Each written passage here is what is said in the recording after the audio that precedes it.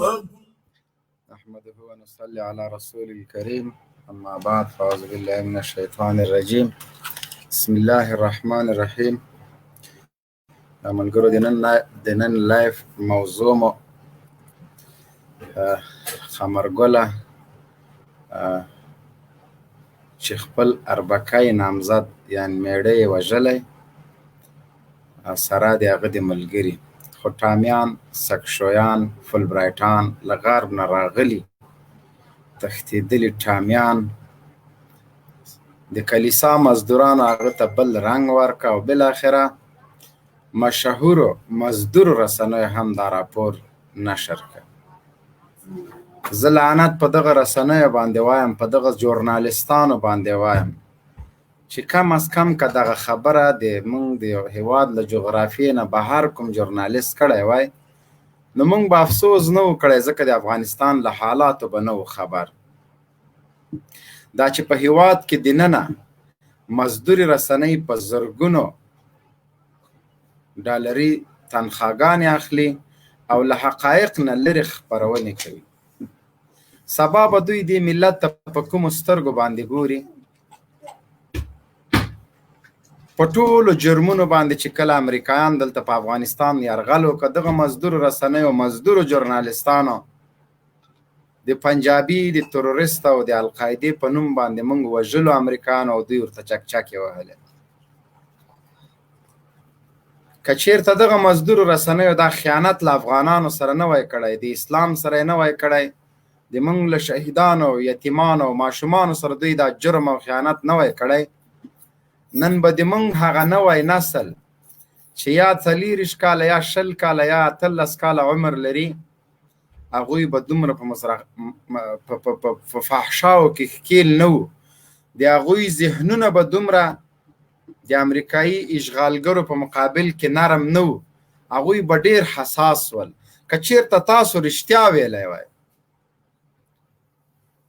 چون موږ د سوشل میډیا نه اسلام پالو مبارزینو چې کوم دعوتي کار شروع کړ، د رسنیو په سترګو کې لاس واچوه، په لیکلې بڼه جریدې مجلې هغه خپل رښتینولي له ملک سره وښوده. زما یاد چې کله چې دا کمرې والا موبایلونه نه وو نو په دغه ساده موبایلو باندې به د اسلام پالو مبارزینو دومره ښکلې او ښایسته مبارزه کوله چې هر افغان ته به دوی د میسج له لارې د افغانستان حالات میسج کول او لیکلې باندې به هغوی خبرول. نو هغوی په نستو وسایلو باندې الحمدلله نن د تاسو په مقابل کې ولاړ دي او په 100 کې 90% د تاسو په خلاف باندې خپل بریا لاسته راوړې ده. دا ولې وجه د دې څه وه چې تاسو غبن وکړه، تاسو خیانت وکړه، تاسو رښتینې ژورنالستان او حقیقي د دې ملت ویندویان نه شولئ. د افغانستان ویښ ملت د تاسو په وړاندې خاموشي نه دی اختیار کړی. هغه وخت هغه وسایل نه درلودل چې د تاسو په لاس کې، تاسو رسنیز تلویزیونونه درلودل، تصویري ویډیوګانې مو کولې د خلکو د اذهانو د خرابولو لپاره، لیکن بالمقابل د تاسو په طرف کې چې څوک واقع و، د تاسو په مقابل کې چې څوک واقع و، هغوی ډېر نشت وسایلو، هغوی یو ساده موبایل، یو قلم، یو سپین کاغذ، هغه هم ډېر پټ ډېر په مخفیانه ډول باندې به خپل دردېدلي ولس راپورونه تر خلکو رسول. تاسو که څومره په رسنیو کې پوچ زهرجن تبلیغات وکئ، دا فکر مه کوئ چې موږ د تاسو په مقابل کې خاموشه یو. تاسو دا فکر وکئ چې دا کوم راپورونه تاسو خپروئ د دې موږ تحقیق کوو، بالاخره چې نتیجې ته رسیږو راځو د رسنیو په مخ کې د تاسو دروغ، د تاسو فحش، د تاسو بېغیرتي او بېننګي افشا کوو. د تیر په څیر باندې مو نن یو ځل بیا هغه ټولو رسنیو ته چیلنج ده چې راشئ تاسو د قمرګله چې د خپل اربکی میړه یې وژلی او د هغه ملګری یې وژلی، د غرب رسنیو په باندې راپورونه خپاره کړي، راسئ دا موږ ته طالبان ثابت کړي.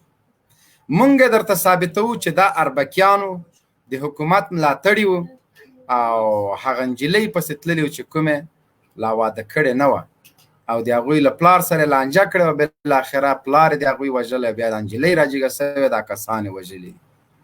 دا پړه په طالبو راچول، هغه طالب چې د امریکا د امپراتورۍ غاښونه یې ورمات کړل. څنګه کېدلی شي چې تاسو دومره په درواغو نه ډک خبرونه په خپلو پیجونو په مشهورو رسنیو کې چې شهرت خو مکاذب شهرت د دنیا ټول در باندې پوهېږي، افغانانو اګنور کړي یاستئ، ختم کړي یاستئ، خو راتلونکي د تاسو ډېر تیاره موږ ته ښکاري. محترم قاري صاحب السلام علیکم ورحمت الله وبرکاته. محترم قاري صاحب سعید خوستی لایف خپرونې ته بخیر راغلی. وعلیکم السلام ورحمت الله. جنرال صاحب ډېره جالبه موضوع راوړې ده. خو جالب خو په دې دي مونږ خو ورسره هغه بل د پرتګ مسله هم راسریښوله، خو مالزه په څنګ څنګ کې به هغه هم ورسره ووایو. نن یو چا پرتګ پرون ویستلی، دا شرم بیا وګوره. د پرتګ موضوع ډېره مهمه ده. ګورې په هغې هم غږېږو ښه. سبحان الله، د سټیج په مخ کې د خلکو په مخ کې خپل خط پرتګ ایستل، دا څومره پوست خلک دي. خو چې دغه وخت کې لږ احساساتي شوی وه، هلته زنانه ناستې وې. دا رزدیل دا د امریکایانو جاسوس زوی په پارلمان کې ده. یو ورځ مخکې له دې نه په ډنډېغوري کې د شدید بمبار غوښتنه وکړه او پلار یې راځي د پښتنو حقوق غواړي. او دلته بیا په د فیسبوک او ټویټر کې امریکایي خیاطان چې دي، ځکه دې خلکو ته خو بل شعار ورپاتې نه. بله ورځ هم لایف کې دا خبره ما وکوله چې د سی آی مزدورانو ته اوس بل شی ورپاتې نه ده. د سی آی که تاجک مزدوران دي، که ازبک مزدوران دي، که پښتانه مزدوران دي، دا څومره افغانان چې د سی آی ګوډاګیان دي، د سی آی دپاره خپل عزتونه، ناموسونه، خاوره، ایمان، وطن، دین خرڅ کړي دي. دې خلکو سره اوس بل شی پاتې نه ده پرته له قومیت څخه، پرته له ژبپالنې څخه، پرته له نېشنلیزم څخه. دوی ته بل شی ورپاتې نه دي. دوی خپلو قومونو ته نه د ابادۍ خبره کولی شي، نه د باسازۍ بیا رغونې خبره کولی شي، نه د ښې حکومتدارۍ خبره کولی شي، نه د امنیت خبره کولی شي، نه د دین خبره کولی شي، نه د وطن ساتنې خبره کولی شي.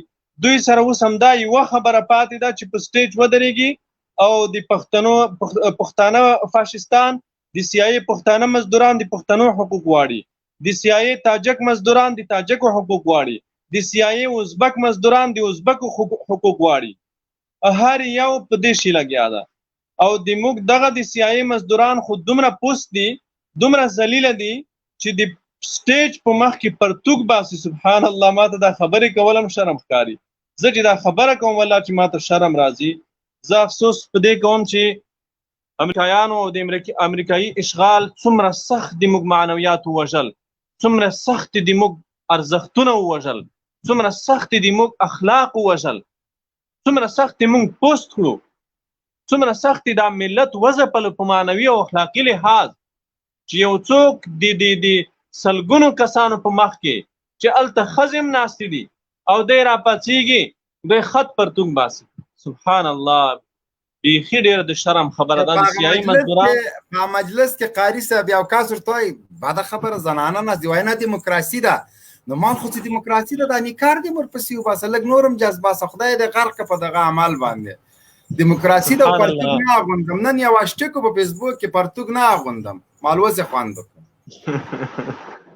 زه یوه خبره د خپل ملت ته کوم، دا ټولو مسلمانانو افغانانو ته کوم چې تاسې لږ انتظار وکوئ. په الله قسم د سی آی دا مزدوران به داسې رسوا کېږي، داسې به شرمېږي چې په خپل لاس دوی ځانونه شرموي، په خپله خوله به شرمېږي، په خپله ځان، په خپل دغه سړي نه پرتوګ بل چا نه دی ایستلی. ګورئ، په خپل لاس خپل پرتوګ ایستلو، په خپل لاس خپل قمیص باسي، په خپل لاس خپل لونګۍ په ځمکه ولي.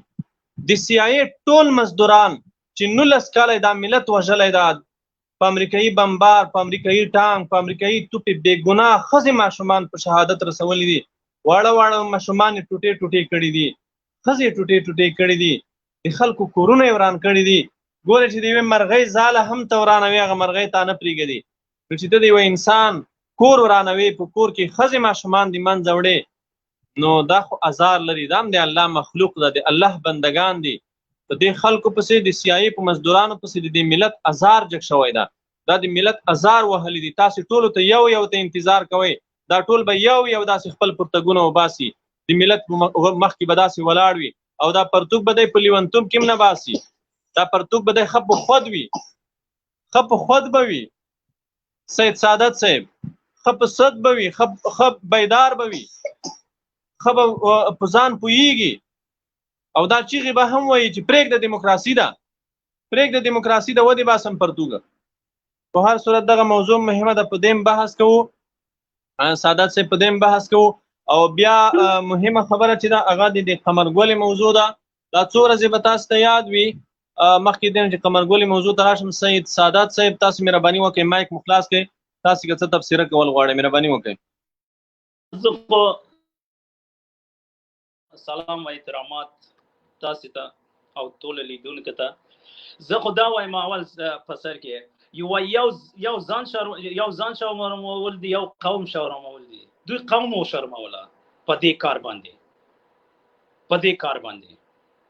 دا خو نه دیموکراسي شو، نه سوتکراسي شو، نه انسانیت شو. چې سړی خپل حق غواړي، سړی انتقاد کوي، یو دغه لري، یو نظریات لري، په داسې خو نه کېږي چې په هغه مجلس کې یو زنانه هم ناست دي خپله پرتوګ باسي، پتکۍ وهي که نه چې دا جنرال دوستم دا هغه سعادت صاحب دا ټول دغه شړونګا بابا باندې په اعتراض دا کړي دي او نوم یې د پښتنو ورکړي د پښتنو حقوق. ګوره مونږ باید قوم پرستۍ ته کار ونه کړو. سعادت صاحب مونږ که پښتون وي، که تاجک وي، که هزاره وي، چې سم کار کوي تقدیروي، چې غلط کار کوي راځي دغه مصلحت ختم کو. که ته مثال هزاره قوم سره تعلق لري، که هزارګان خیانت کوي، ته باید اول راجګ سي د هغوی په خیانت باندې خبرې وکړي. نن که پښتون دا کار کړی، مونږ پښتونولۍ ته ګوره، که مونږ قومیت ته کار کړی نن مو باید په دې خبرې خاشه اچولی وای. خو نه، مونږ افغانیت ته کار کوو، اسلامیت ته. د امریکانو جاسوسان چې هر څوک وي، سعادت صاحب ګوره تا ډېر کمپاین کړی بابا ته که نه، خو بابا دې نن داسې په شرمو شرمېده. هغه ورځ لرې نه ده چې اشرف غني په سټیج خپل پرتوګ وباسي او غاړه کې واچي، هغه به بیا وګورې. د خو ایسته واچو سینې اغوندم، هغه یې غاړه کې واچي چې بیخي یې کته کومه نه. بیا مبینه زما خبره غوږ ونیسه، صحیح غوږ ونیسه. تر اوسه زه بابا ته د بابا هغه غني چې کوم وخت چې افغانستان ته راغلی دی، ظهور جان چې کوم وخت وزیر شو، چې کوم وخت نه ما تا سره پیژنو. مهرباني وکړه سوال ته دې راشه، قاري صاحب نه څه پوښتنه لرې. تیر په هیره مهرباني کومه. مهرباني سعادت غني ته چوغاک وایم، چوغاک غني چوغاک دی. نو خو هغه ته نه وایه که نه، عبدالعلي مزاري ته چوغاک نه وایه. او چوي دي اوس ملا معلومات هغه دا څه ورته ودرېږه، دا بل محقق محقق ایبت الله تم چوغاک وایم، محقق تم چوغاک وایم. ته رنګ دې ورک سمردار خوره پلیته سړه. دغسې اساسه موضوع کتاب دا مبین صاحب دا څه ویل، دا هم لکه چې دا خو ډېر مخکې د CIA تاجک ازبک غلام و دا ازبک غلام ده، دا هم په اروپا کې اوسېږي، سوسیال پرې مخکینی کریار ټول ما ته معلوم ده. خو چون دلته مسله د پښتون و دا یې راغی خندلې. وروره د هزارګیانو په خیانتونو باندې مونږ سترګې نشو پټولی چې په ګرین ویلج کې 20 جنکۍ دشتې برچي ته راغلې مړې. دا خبره زه تاسو ته یوه خبره وکړم. سید سعادت وروره تاسو مایک بند کړئ، یوه خبرې ته متوجه واوسېږئ. ګورئ تاسې نه مو خواهش دا ده چې د قوم په نوم، د ژبې په نوم مبارزه مه کوئ. په دې ملت کې دا ملت ټول یو ملت ده. زموږ په وړاندې په دې ملت کې د CIA مزدور که د موږ پلار وي هم د موږ دشمن ده. د CIA مزدور که تاجک ده، که ازبک ده، که هزاره ده، که پښتون ده، که ایماق ده، که پشایي ده، که هر څوک ده، موږ په مقابل کې جهاد فرض بولو او موږ ته ټول یو شان دي. باید ټول یو شان ووژل شي او د منځه یوړل شي. د CIA مزدوران، د امریکایانو اشغالګرو مزدوران، د قوم په نوم غږ مه کوئ، د ژبې په نوم غږ مه کوئ. پیغمبر علیه الصلاة والسلام فرمایي دعوها فانها منتنه. پرېږدئ دغه ناره، دا بدبویه ناره ده، دا نجسه ناره ده، دا پلیته ناره ده. دا ناره مه لګوئ. د قوم غږ مه کوئ، د ژبې غږ مه کوئ، د سمت غږ مه کوئ، د پښتون، تاجک، ازبک، هزاره غږ مه کوئ، د افغان غږ وکوئ، د مسلمان غږ وکوئ. موږ تاسې په افغانیت او اسلامیت سره شریک یو. د موږ تاسې په منځ کې باید قومي جوړښتونه یا قومي ژبني تعصبونه راپورته نشي. کوم خلک چې دې شیانو ته کار کوي، قومي تعصبونو ته لمن وهي، دا ټول د یوه بادار مزدوران دي. د سیایي تاجک مزدوران، د سیایي ازبک مزدوران، د سیایي پښتانه مزدوران، دا ټول د یوه ځای نه تغذیه کیږي. د دوی ټولو بادار یو ده چې هغه د امریکا سفارت ده. دا هر یوه ته امریکایي سفارت پیسې ورکوي، ډالر ورکوي. دا هر یوه تر شا امریکایي سفارت ولاړ د په شا یې ټپوي او ورته وایي چې ته د تاجک په نوم مبارزه کوه، بل ته وایي چې ته د ازبک په نوم مبارزه کوه، بل ته وایي چې ته د پښتون په نوم مبارزه کوه. دا ملت د سیایي دا ټول مزدوران پیژندلی دي. د سیایي دوستم مزدور یې پیژندلی ده، د سیایي عطانور مزدور یې پیژندلی ده، د سیایي یونس قانوني مزدور یې پیژندلی ده، د سیایي امرالله صالح مزدور یې پیژندلی ده، د سیایي عبدالله مزدور یې پیژندلی ده، د سیایي غنی مزدور یې پیژندلی ده، د سیایي اسد الله خالد مزدور یې پیژندلی ده، د سیایي عبدالرزاق لاغړی مزدور یې پیژندلی ده. د سیایي چې څومره دلته مزدوران دي چې د سیایي دپاره خپل ولس وژلی ده، د سیایي د ډالرو دپاره د خپل ولس د خپل افغان په کور چاپه والی ده، هغه ټول دا ملت پیژندلی دي او په وخت به دا ملت دوی ته سزا ورکوي انشاءالله. ستاسې نه مو غوښتنه دا ده چې د قوم په نوم، د سمت په نوم، د ژبې په نوم مبارزه مه کوئ. دا یو مردوده او منحوسه او پلیته ناره ده، دا یو نجسه ناره ده. دا ناره مه لګوئ. دا ملت یو ملت ده او هغه څوک چې د ملت کې د ژبې په نوم مبارزه کوي، د قوم په نوم مبارزه کوي، هغه به تور مخ او ټیټې سترګې زیړ مخونه شړل کېږي انشاءالله. هیڅ کله به هم هغوی خپل اهدافو ته ونه رسېږي. موږ په یو واحد متحد ملت باور لرو. اسلامي امارت د هیواد په شمال، جنوب، شرق او غرب کې ګرم سنگرونه لري. اسلامي امارت په جنوب کې سنگرونه لري، په شمال کې سنگرونه لري، په غرب کې سنگرونه لري، په شرق کې سنگرونه لري. لله الحمد. زموږ تاجک ورونه چې څومره د موږ نه په جهاد کې مقدم دي، دوی د موږ نه ډېر اوس سبقت فی الخیر کړی ده. د موږ ازبک ورونه، د موږ دا نور ورونه چې دي، دا د امریکایي ګوډاګیانو او د امریکایانو په مقابل کې د جهاد سنگرونه ګرم او توده ساتلي دي. دوی د موږ ورونه دي، دوی د موږ نه سبقت فی الخیر کړی ده. دوی د موږ نه په اوس وخت کې ډېر مخکې روان دي. ډېرې سیمې دي دوی د موږ د جنوب نه ډېرې سیمې دوی په لاس کې لري دي. د اسلامي حاکمیت لاندې دوی ډېرې سیمې په لاس کې لري. دوستم خپل کلی د اسلامي امارت د مجاهدینو په لاس کې ده. دوستم خپل کلی ته نشي تللی.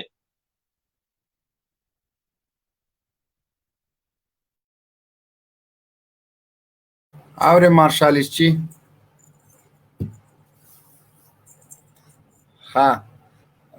گلبدین روره مهرباني وکړه. گلبدین السلام علیکم. وعلیکم السلام. جوړ تاسو مبین صاحب، قاری صاحب، تاسو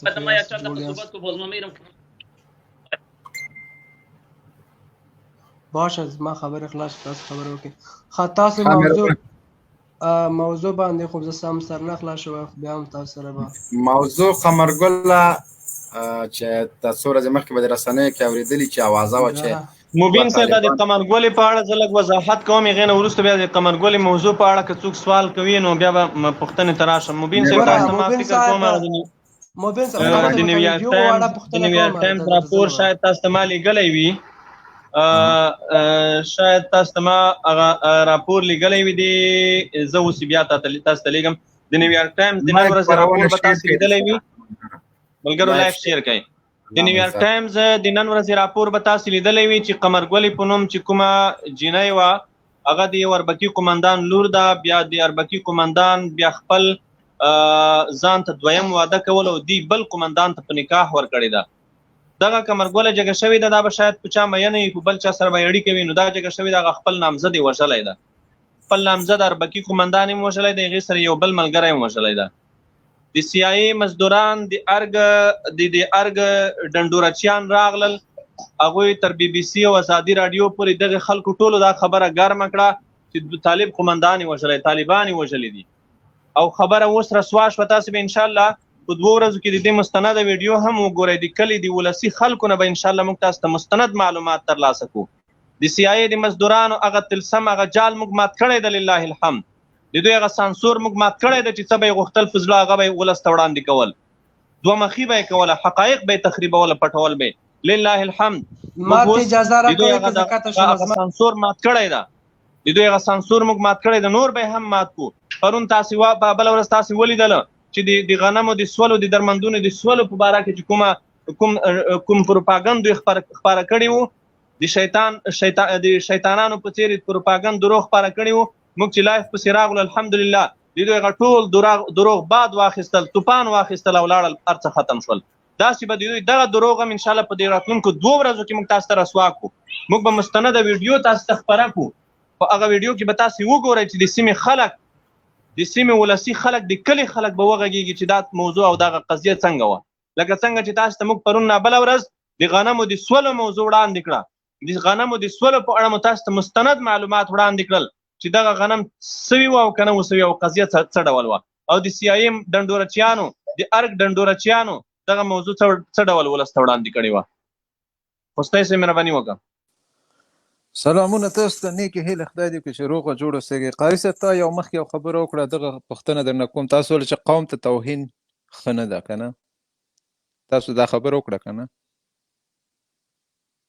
قاری صاحب غږ مې اوري او بله بالکل ها اوس زه به یو پوښتنه وکړم دلته هغه بل ورځ هارون شاه چې راغلی و دا موبین ورته ولې ساقي خیل ونه ولې ساق خیل ولې تاسو دته ونه ولې چې توهین مه کوئ یو قوم ته ګوره هغه ساق خیل ما نه ده ولی هغه ساقي خیل نه ګوره ساق په پارسۍ کې سپي ته وایي دته ما ساق ویلې ده په خپله په ځان ساق نوم ایښی ده ساق چې هغه اسحاق خیل ده ساق خیل دا قوم نوم خو اسحاق خیل ده کنه نو ساق خیل خو نه ده اسحاق خیل ده ساق خیل خو نه ده کنه ساق خیل نه ده دای ځان ته ساق خیل وایي ساق په پارسۍ کې سپي ته وایي هغه د خبره قاري صاحب زه درته په چیلنج باندې وایم چې هغه سړی دومره یو رذیل انسان ده دومره تحریف کوي چې اکثر وخت د تورات او د انجیل خبرې کوي سبحان الله قرآن حدیث پاتې ده هغه آیتونه د قرآن چې د هغه له خولې واوري هغه د دوی عالم ده هغه ساق خیل ده ساق خیل ساق په پارسۍ کې سپي ته وایي د سپیو په خیل کې ناست دي کوم خلک چې په اشغال خبرې نه کوي هغه ته زه څه ووایم د ما بچی ته پنجابیان وایي مدرسو ته لواطت خانې وایي مبین صاحب دغه ورور که بله پوښتنه لري راپورته که بله پوښتنه لري صاحب که بله پوښتنه لري هغه ده کنې موضوع باندې خبر وکړه نن مو په ساق خیل موضوع نه ده او نه دومره حیثیت مونږ ورکو خوستای صاحب ښه خوستای صاحب چې کله دې قاطع کړم بیا د مایک خلاص کړه مهرباني وکړه موضوع په قمرګله ده وایي کامغلو وه بیړاګان اوس خبرېږي هغه یو هفته شو وروره طالبان یې مردار کړه تاسو اوس ودرېږه پرېږده دا پرېږده دا ولې دې قاطع کړه ده سره د ما لږ کار و خو زه به هر حال طالبان د دې عصر اتلان دي په دې ځان پوهې کړه او همدغه چې زه هغه ته ساق خیل وایم نو د تاسو په خیل کې تاسو ته دفاع کوئ ځکه ساق خیل دا تاسو نه وایي ګلبدینه مهرباني وکړه سوال ته دې راشه سلامونه تاسو خو زما موبایل کټ کوه نه قنزا کوه نه بد الفاظ وان تاسو قاري صاحب غږېده د قنزا خبره نه د هغه تفصیل ورکوه ته دلته ځکه مې قاطع کړلې اوس مهرباني وکړه ها مننه تاسو د قمرګلې باره کې خبرې وکړې که نه تاسو قمرګلې داسې څوک ورغلي مړه کړي قمرګلې هغه طالبان وژلي تاسو ولې خلکو پسې مسخرې دروغ اوس ثبوت راوړه طالبان چېرته وژلي ثبوت د همالته په هرات کې مردار کړی وي تاسو په ښځه غېږ نو دا خو د هرات نم نه خبر دا خو هرات ته پسې لاړو خیر د وروره تاسې ته یې راواخله لږ دا کنزل والا راواخله خیر د مبین صاحب ته یې راواخله ده سره خبرې وکړو دی د کنزلې ولې کوي ته یې راواخله راوایخله خیر ده ده سره خبره وکړو چې دی ولې ده ته مجبور شوی ده چې کنزلې وکړي ګلبدین وروره السلام علیکم ګلبدین وروره زما خبرې ته غوږ ونیسه زه شکنځلې ګلبدین وروره ته کنزل ولې کوې اخر ته څه شي مجبور کړی چې ته موږ ته کنزل وکړو ما انډیوال شکنځلې وکړو ورته کنځه نه کوم واشه کومه زه هیڅ وخت کنځه نه کوم زما انډیوال کنځه وکړو ورته خو بس لا کلکت شو زما خبرې ته غوږ ونیسه هغه ستا انډیوال نه و هغه زموږ انډیوال و هغه ستا انډیوال کړو هغه زموږ انډیوال موږ سره په پوسټک شو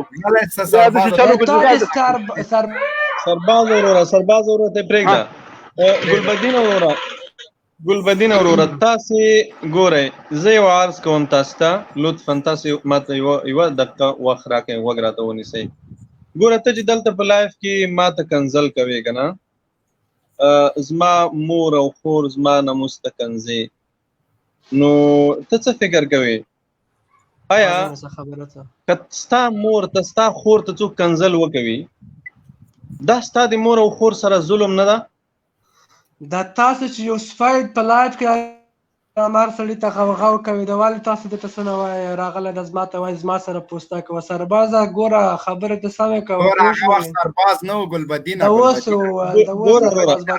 دا نوم مه بدلوه دا اډمین څوک دی دلته دا نوم مه بدلوه وروره دا نوم سم کوي مبین صاحب هغه ته ووایي دا نوم سم کوي ما ورته څه وارې ګوره وروره خبره واوره زما سره خبرې وکړه سرباز سره مه غږېږه زما سره خبرې وکړه دا سټوډیو کې خو دلته زه یم سرباز خو خبرې وکړه کنځلې وکړلې زه دا درته وایم ګوره سرباز خو نه و تاسې کنځلې وکړې زه دا درته وایم چې تاسو طالبانو غوږ ونیسه قاري صاحب تاسو طالبانو د نوم د پښتنو نوم هم بد کړی ده دا یو له تاسو له برکاته غوږ ونیسه اپارون چې ودرېږه اپارون چې پرتګ مبین صاحب ته پرېږده د تاسو له برکاته مبین صاحب ته پرېږده څه مکه غواړئ څه خبره وکړه خطه به شم که وخت مه کوه له تاسو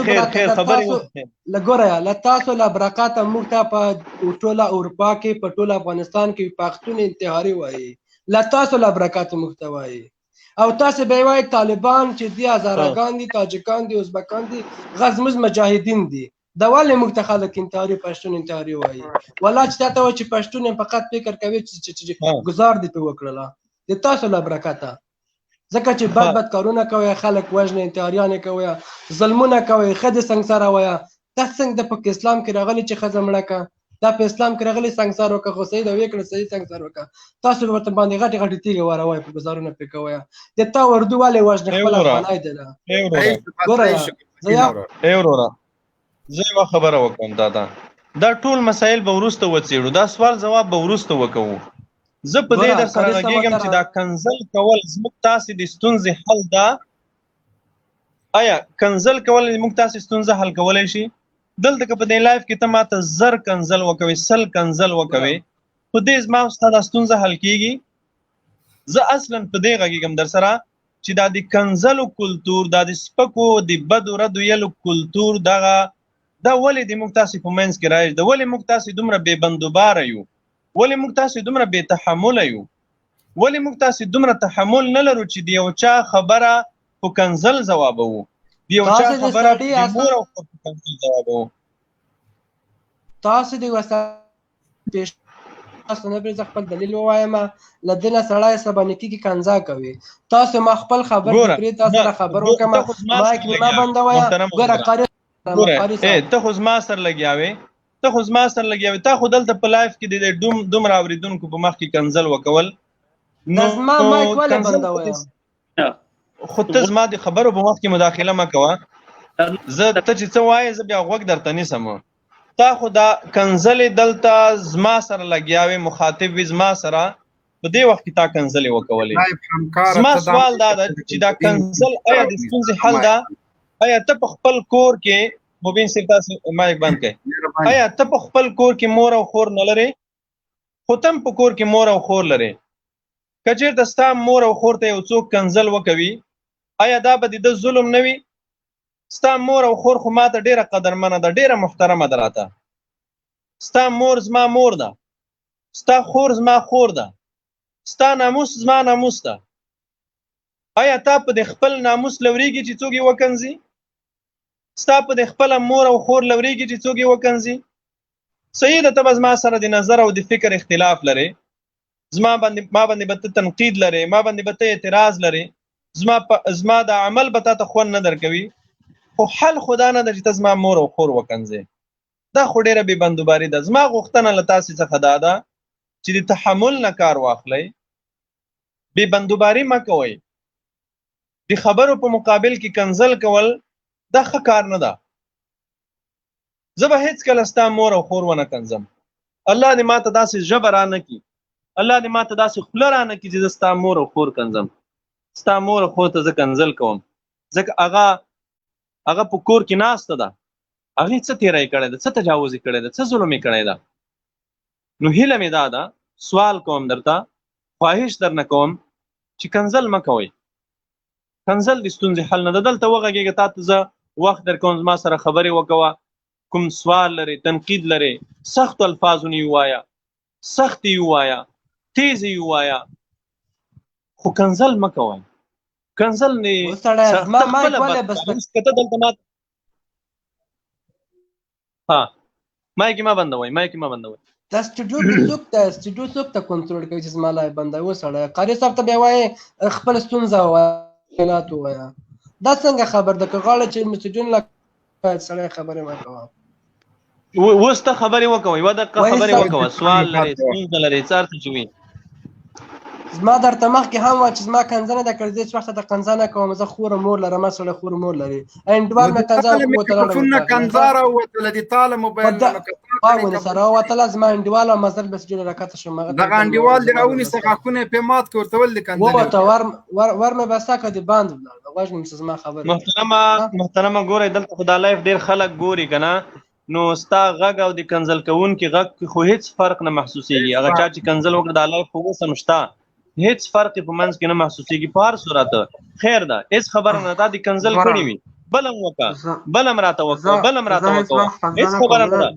ته به غوسه شوی، ته به دردمند شوی، ته به چا غلط پوهې کړی، تا ته به چا غلط ذهنیت در کړی، خو ته زما افغان یې، ته زما ورور یې.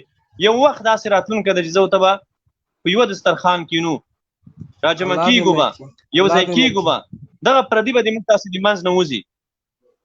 خو غوښتنه مې دا ده، خواهش دا کوم چې کنځل مه کوه.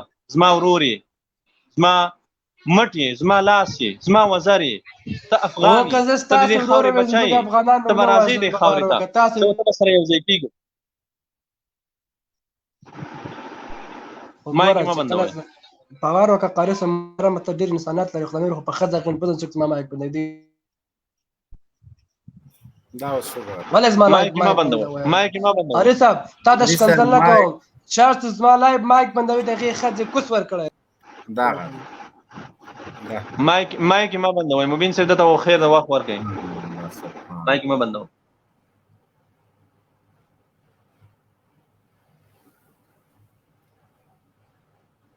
السلام علیکم.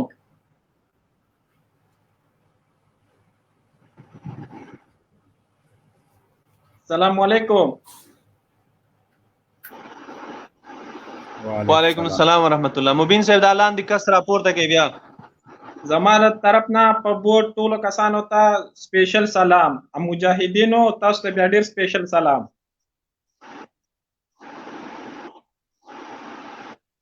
وعلیکم السلام ورحمت الله.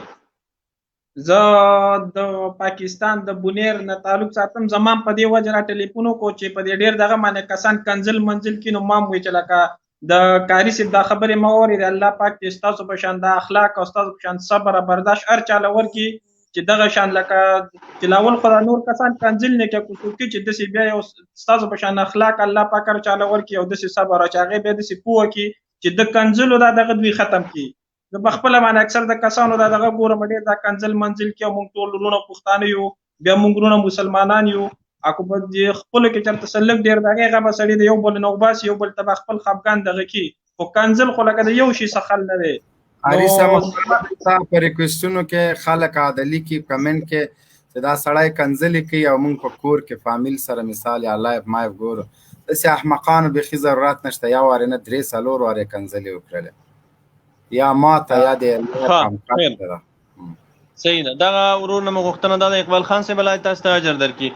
نو دغه ورور نه مو غوښتنه دا ده چې د نورو هغه خلکو نه چې هغوی کنځل کوي، سپکې سپورې وایي یا په کمنټونو کې بد رد وایي، د هغوی نه موږ ډېر په احترام هیله کوو چې تاسې ګورئ اقلا د موږ تاسې په منځ کې مشترکات موجود دي، په پښتو خبرې کوئ، ځان ته افغان وایي، ځان ته مسلمان وایي.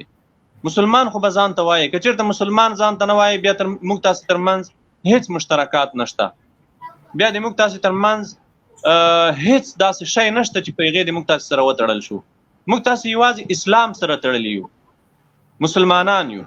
نو چې ته ځان ته مسلمان وایې، خواهش مې دا ده چې کنځل مه کوه. خواهش مې دا ده چې سپکې سپورې مه وایه، بد رد مه وایه. یو وخت به داسې راشي چې ته په دې خپل عمل پښیمانه وي، یو وخت به داسې راځي چې ته به په دې کنځلو ماته چې کوې ته به په دې پښیمانه وي. او زه په دې قسم خورم چې ته به په یو وخت په دې پښیمانېږې چې کاش دې خلکو ته ما کنځل نه وای کړي. دا په دې نه، دا په دې چې تا ته به واقعیت څرګند شي، حقیقت به درته څرګند شي، ته به حقیقت ووینې، ته به واقعیت ووینې. هغه خلک چې د امریکایانو دپاره، د امریکایانو د ملګرو دپاره دا ولس کنځلو، دا 15 کاله دوی په دې کنځلو لګیا دي. 15 کاله د ارګ له ادرسه، د ارګ له ادرسه خلکو ته کنځل کیږي. هغه خلک چې د ارګ له لوري رسمي معاش ورکول کیږي، هغه خلک لګیا دي دا 15 کاله د خلکو ناموسونه کنځي، د خلکو د مور او خور ته کنځل کوي. بد رد وایي، بد ردم خیر، خو د مور خور کنځل کول دا د CIA د راغلو مزدورانو، د ټامیانو او فلبرایټانو په دې ولس کې یو کلتور جوړ کړی ده. خو دې خلکو عاقبت تاسو ولیدو. ګورئ دغه خیاطانو دا څو ورځې تاسو وینئ چې د چا زړونه چاود شول، څوک د هیواده وتښتېدل، د چا یو انجام ده، د چا بل انجام ده. دې ټولو ته موږ وایو چې په الله قسم دغه ټامیانو فلبرایټان چې د اروپا او امریکا څخه راغلي دي، دا تاسې د تشناب کاغذ په څیر کاروي. په تاسې دا ولس وکنځلو، په تاسې دا نجیب ملت وکنځلو، په تاسې ډېر د عزت والا خلک وکنځل، ډېر د نوم والا خلک په تاسې وکنځل. خو تاسو ته به یو وخت معلومه شي چې موږ په ډېره بده لاره روان وو، موږ ډېره په ګمراهۍ کې وو، موږ ډېر په خطایۍ کې وو. یو وخت به دا واقعیتونو تاسې ته څرګند شي. او دغه ټامیانو فلبرایټان چې دي دا د شیطانانو مثال لري. دا تاسې په نیمه لار کې پرېږدي. شیطان چې کله په سړي ګناه وکوي، شیطان چې کله په سړي ګناه وکوي، نو قرآن کې الله تعالی فرمایي چې کله چې شیطان په سړي ګناه وکړي، نو دا شیطان بیا ورته وایي چې اني بریء منک، زه تا نه بیزاره یم، اني اخاف الله رب العالمین، یا دا یې ورته وایي چې زه الله نه ویرېږم. نو دغه شیطانان دي، دغه ټامیانو فلبرایټان دي، دا د شیطانانو مثال لري. په تاسې دا ولس وکنځلو. نن تاسې ولیدل دا څو ورځې زه به یې نومونه نه اخلم، ځکه دوی د نوم اخیستلو نه موږ کرکه راځي، دا نوم اخیستل نه خوند راکوي. دا هغه کسان چې دا 15 کاله یې ولس کنځلو، تاسې اوس د هغوی عاقبت ولیدو چې اوس دولت دوی ته امنیت نه ورکوي، سیکورټي نه ورکوي، یو ګارډ نه ورکوي چې دی وساتي، د کور معاش تنخوا کریا نه ورکوي. ورته وایي چې اني بریء منک، زه ستا نه بیزاره یم. 15 کاله یې د ارګ لپاره، د دې ټامیانو لپاره د خلکو ناموسونه کنځل، د خلکو په ناموسونو کې خولې وهلې. خو نن هغه ترې بیزاره دي، هغه ورته وایي چې اني بریء منک. نو دغه خلک یو داسې ورځ را روانه ده چې د تاسې د هر یوه نه به دوی دغه اعلان کوي چې اني بریء منک، زه ستا نه بیزاره یم، زه لاړم اروپا ته، زه ستا نه بیزاره یم، زه لاړم امریکا ته، زه ستا نه بیزاره یم، زه لاړم خارج ته، زما سره دویم تابعیت هم را سره ده، اولاد مې په خارج کې ده، ښځه مې په خارج کې ده، کور مې په خارج کې ده، د دې خاورې نه یم. دی به لاړ شي او وروره ای د 100,000 افغانیو، ای د 150,000 افغانیو کنځلماره، سوال مو دا ده چې کنځل مه کوه، خواهش مو دا ده درنه، ته د ما افغان یې، ته زما ورور یې، کنځل مه کوه، کنځل ښه کار نه ده. محمد نعمان وحدت صاحب، تاسې مایک خلاص کړئ. محمد نعمان وحدت. السلام علیکم ورحمت الله وبرکاتہ. وعلیکم السلام ورحمت الله. جنرال صاحب محترم، قاری صاحب خوسته ډیر وخت کیږي چې تاسو دا لایف ګورم، خو خوشبختانه نن موقع ما سعید شو چې خبرې وکم. قاری صاحب محترم او جنرال صاحب، تاسو دواړه ډیر احترامانه یو سوال ده، البته نور هغه مشکل نه لري، خالی یو سوال ده چې آینده کې ان شاء الله که تاسو حکومت راغی د امنیت له لحاظ سره د زورګيري د شیزونه دینه خو مطمئن یو چې دا شیزونه خو بني. یو تاسو دا چې اقتصادي طرح، اقتصادي پلانونه دا به د امارت اسلامي لخوا په نظام کې بچي، ولې چې تقریبا تر 90% یا زیات موږ افغانان د فقر کرښې نه لاندې ژوند کوي. نو دغه لپاره د امارت طرح بلري د سرمایه گذاري د خلکو د تجارانو بین المللي سرمایه گذاري یا د نه علاوه څه د اقتصادي طرح لري چې دا موږ د جنگ ځپلی ولس، دا فقر ځپلی ولس، چې دا روزګار یې ښه شي، اقتصادي وضعیت یې ښه شي. تاسو ته بهتره معلومه ده چې اقتصادي وضعیت د خلکو ډیر زیات خراب ده، خو خاص کر هغه سیمو کې چې جنگ ډیر ځپلی هر لحاظ سره. وحدت صاحب تاسو ته بهتره معلومه ده، زه خو اقتصاد پوه نه یم، خو دومره راته معلومیږي چې د اقتصاد دپاره، د پانګه اچونې دپاره، د سرمایه ګذارۍ دپاره تر ټولو اولنی شرط چې ده هغه امن د امنیت ده. ګورئ د دولت کار چې ده هغه امنیت ده. اقتصادي پروژې یا اقتصادي پرمختګونه هغه د اقتصاد پوهانو کار ده، هغه د تجارانو کار ده، هغه د سرمایه ګذارانو کار ده. د دولت تر ټولو لویه دنده دا ده چې د خلکو امنیت وساتي. ګورئ قرآن کې الله تعالی فرمایي، د قریشو په باره کې الله تعالی فرمایي چې لإیلاف قریش ایلافهم رحلة الشتاء والصيف. الله تعالی په دوی باندې یو نعمت بیانوي. الله تعالی په دوی باندې نعمت دا کړی و چې دوی ته امن ورکړی و. فليعبدوا رب هذا البيت الذي اطعمهم من جوع وآمنهم من خوف. دوی ته امن د خوف نه ورکړی و. دوی به د شام ته به قافلې تلې راتلې، په د ټوله لاره کې په دوی باندې چا کار نه لرلو. الله تعالی فرمایي چې دوی ته ما امن ورکړی. نو تجار دپاره، د تجارت کوونکو دپاره تر ټولو لوی ضرورت هغه امن ده، هغه امنیت ده. زه د ډیرو تجارانو ملګرو سره په رابطه کې یم، هغوی سره زه خبرې کوم. هغوی اولنی ضرورت، لومړنی ضرورت چې ډیره اړتیا ورته لري او اساسي شی ده هغه امنیت ده. تاسو بهتر پوهیږئ په افغانستان کې د کوم تجار امنیت خوندي ده، د کوم تجار زوی خوندي ده، د کوم تجار ژوند خوندي ده؟ نه ده خوندي. د کابل په زړه کې یو تجار تختول کیږي، د هغې نه میلیونونه ډالر اخیستل کیږي. د کابل په زړه کې د ارګ په څو مترۍ کې د یو تجار زوی او لور تختول کیږي، د هغې نه په میلیونونه ډالر اخیستل کیږي. دا ولې؟ اصلا امنیت ضرور ده. دا وجه دا ده چې دغه امریکایانو چې کوم خلک موږ ته راټول کړي دي، دا په دوی کې ټول بد صفات راټول دي. غله دوی دي، ډاکوان دوی دي، لار وهونکي دوی دي. تاسو ته بهتره معلومه ده چې په دې دولت یا پخواني دولت کې چې کوم خلک راټول وو، خو ټول ټوپک سالاران وو، جنګ سالاران وو، لار وهونکي وو، اختطافګر وو، غله وو، ډاکوان وو. په کلي قوم کې هغه سړی د دولت سره ورسره ده چې هغه به چرسي وو، پوډري وو، لوتي به وو، بدماش به وو، لار وهونکی به وو. هغه د دولت سره ملګری ده. هغه یا په اردو کې ده، یا په کمپاین کې ده، یا په پولیسو کې ده، یا په بله وظیفه کې ده. همدا دلیل ده موږ اسلامي امارت په خپل د واکمنۍ په ساحو کې مثال دنیا ته هم پیش کړی ده، ملت ته هم پیش کړی ده. د اسلامي امارت د واکمنۍ په ساحه کې څوک چاته د چا نه یوه روپۍ نشي خوړلی. بالکل همدا شی ده چې موږ ملت ته ډاډ ورکوو.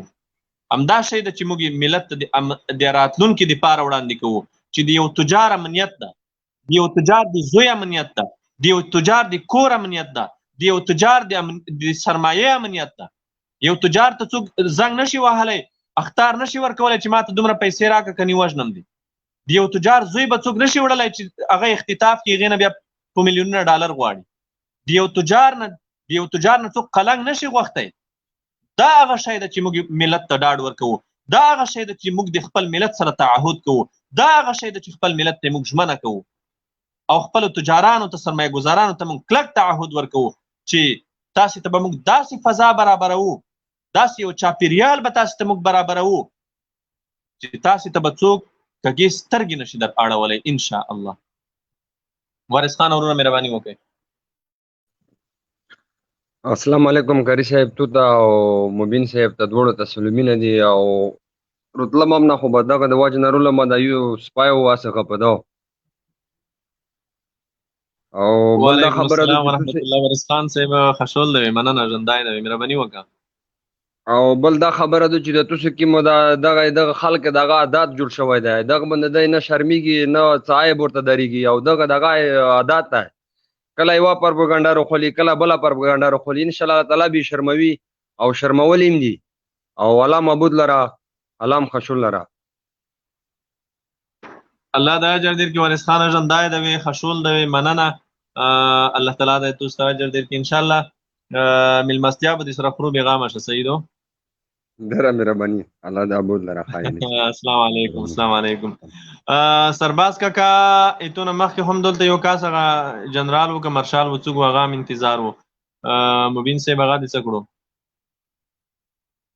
تاسو قاری صاحب محترم هغه سرباز وروره مهرباني وکړه زه بل کاس راوچتوم تر هغو پورې ملګرو دغه سټوډیو چې مه بدلوئ د ما سټوډیو همکار نه مو هیله ده دا نوم دې چا مه بدلوئ. السلام علیکم ورحمت الله وبرکاته. زموږ جنرال صاحب ته خالد صاحب خوشتي ته ډېر ډېر سلامونه. په رښتیا چې دغه تاسو خو د امن خبره وکړه والله چې امن خو ډېر داسې یو مهم شی د افغانستان دپاره چې بې له امن افغانستان دربدره ده. دلته څومره ډریوران چې موږ په دې تفتیشونو په دې نقطو باندې راځي نو ټول همدغه یو سر ټکوي چې بیخي امن نشته. که امن افغانستان ته ورکړی شي والله لازم په افغانان په میلیاردونو ډالر خپل لري او دا ټوله سرمایه ګزاري یې په دوبۍ او په ترکیه او په نورو ملکونو کې کړې ده. نو هغوی اوس ټول هلته په تنګ دي دغه ملکونو له لاسه د هغوی د جبر او د ټکسونو له لاسه په تنګ دي. خو چونکې افغانستان کې امن نشته د امن له لاسه بیا دلته په تنګ دي. هغو ملکونو کې امن شته خو هلته ټکسونه ډېر بې درېغه بې غیرته ټکسونه دي. نو خدای دې وکړي چې افغانستان ته امن راشي او زموږ د تاسې نه مخکې زموږ د ولسمشر صاحب دی امن راولي میلیاردران به ټول راشي وطن به انشاءالله ټول جوړ شي سره. الله پاک دې دغه شی وکړي. ولسمشر خو به د امن راولي یا به یې رانولي.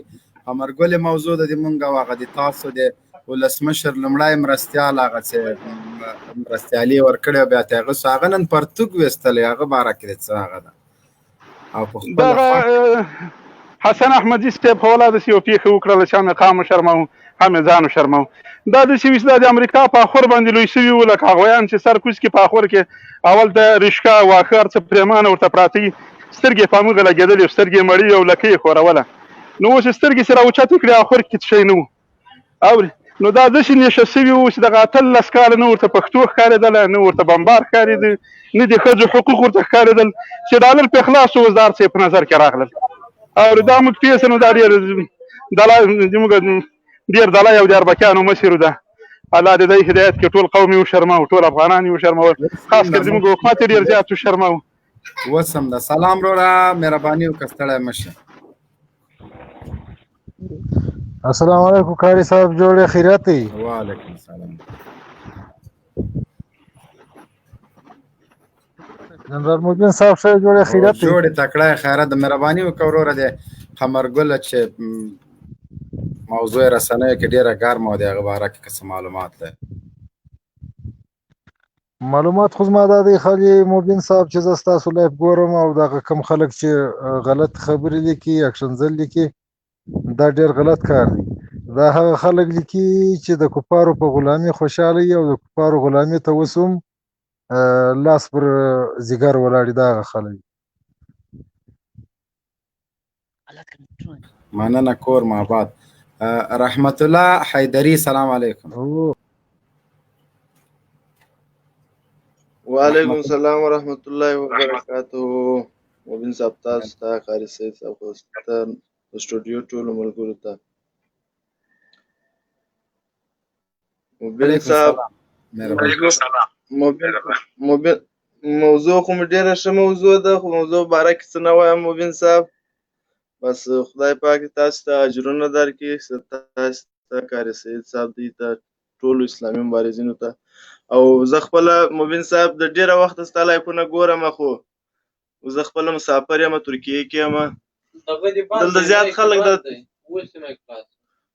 زیات خلک د طالبانو مخالفت کوي. نو ما مخکې هم ستا د انجینر صاحب ته پوښتنه کړې وه چې 2 میاشتې مخکې ما زما انډیوالان داسې مانه طالبانو پسې بد وایي زه یې نه شم زغملی. نو اوس راغلی یم بس ماشاءالله په وطاق کې مې د شیخ هیبت الله صاحب عکس هم را سره دی د وطاق مخ ته مې د اسلامي امارت جنډۍ هم ځړولې ده. عزتي نور څه کوې نو خو بس ماشاءالله الله مو عزت وکړه. بس تاسې هم زما قسم یې ولګوو الله پاک تاسې هم عزت وکړي بس الله مل شه ډېره مننه. قدردان شي ورور الله مو عزت وکړي.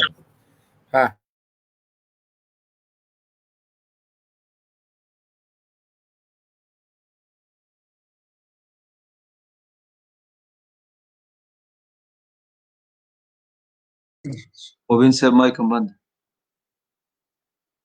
ضروري پوښتنې لرم دلته یو ورو هغه که سیګنالو مشکل یې کار سي خو هغه د بیرته راشي لایو خپرونې ته.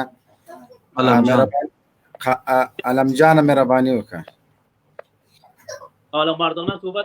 السلام علیکم قاری صاحب تاسو او مبین صاحب تاسو سلامونه علیکم. وعلیکم السلام.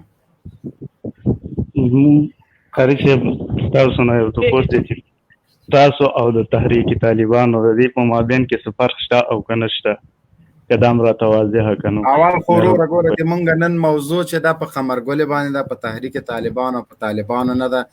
نن په یو انجلۍ چې دا خپل خاوند دی وژلی دا یو بل وژلی هغه په طالبانو ورتین کړي دا طالبان دي.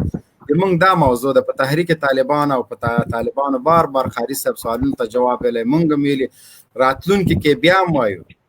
نو اوس چې کله یو موضوع مونږ ټاکو کوشش مه کوئ چې هغه انحراف کوي بلې خواته یوسئ. د مونږ موضوع مهمه ده. نن یو د اشرف غني معاون پرتوګ ویستلی دا ډېره مهمه ده. نو تحریک طالبان او امارات او دا خبرې خو مونږ بار بار جواب کړي دي. ښه سر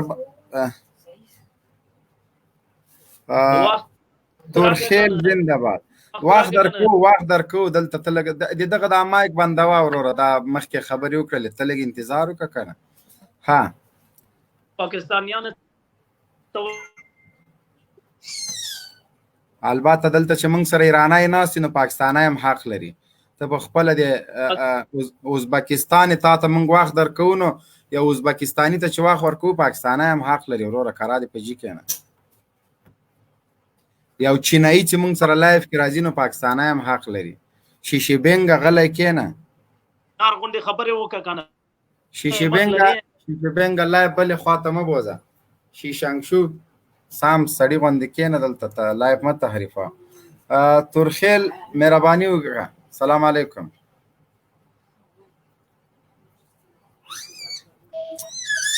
السلام وعلیکم السلام. جوړې په خیر صحت کې ښه ده. انډیوالانو دوستانو ته مونږ سلامونه ورسېږي. وعلیکم السلام. چې جوړ صحتمند اوسېږئ. مهرباني وکړه موضوع باره کې خبره وکړه مهرباني.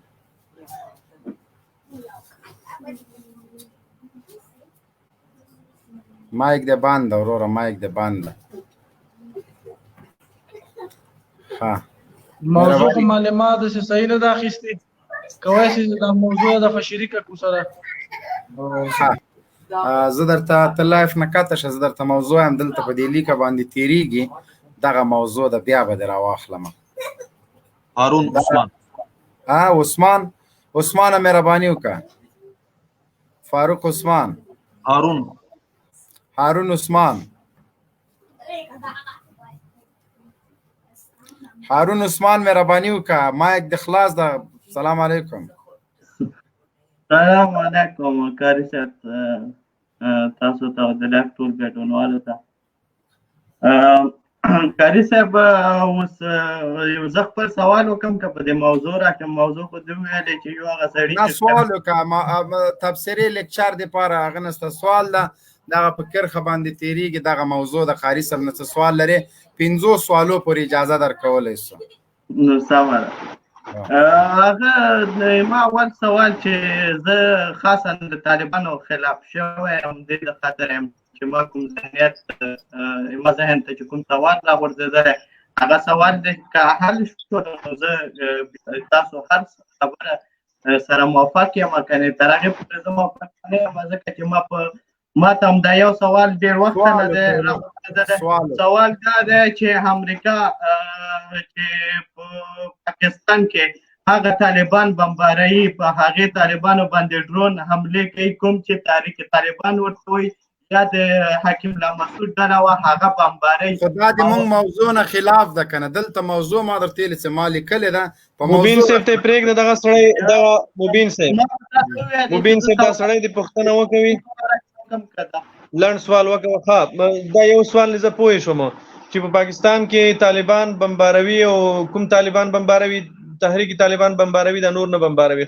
دا یو سوال. دویمه هغه طالبان بمبارۍ مړ کوي هم یعنی هر رقم حملې په ترسره کوي ولې په کوټه کې نه کوي یا په وزیرستان کې کوم طالبان چې مثال افغاني طالبان دي هغوی نه بمباري دوی سره په جنګ کې دي البته همدغه طالبان دوی سره په جنګ کې دي دوی خلاف دښمن افغاني طالبان دي پاکستاني طالبان خو دوی سره نه جنګېږي وروره زه به ستانه یوه پوښتنه وکړم زه ستا په سوال پوه شوم ته اوس ما ته غوږ ونیسه ته دا مشخص کوم ځای یادولی شي چې هلته پاکستاني طالبان وژل شوي دي او هغه وژلي دي او افغاني طالبان نه دي وژلي داسې مشخص کوم ځای یادولی شي چې یو چا نوم اخیستی شي وزیرستان کې په حکیم الله مسعود باندې بمباري وکړه ده او خپله د پاکستان د تلویزیون د لارې چې هغوی چیغې وهلې چې محترمه ګوره هارون وروره په وزیرستان کې خو په حکیم الله نه چې بمباري وکوله په سنگین مولوي صاحب هم بمباري وکوله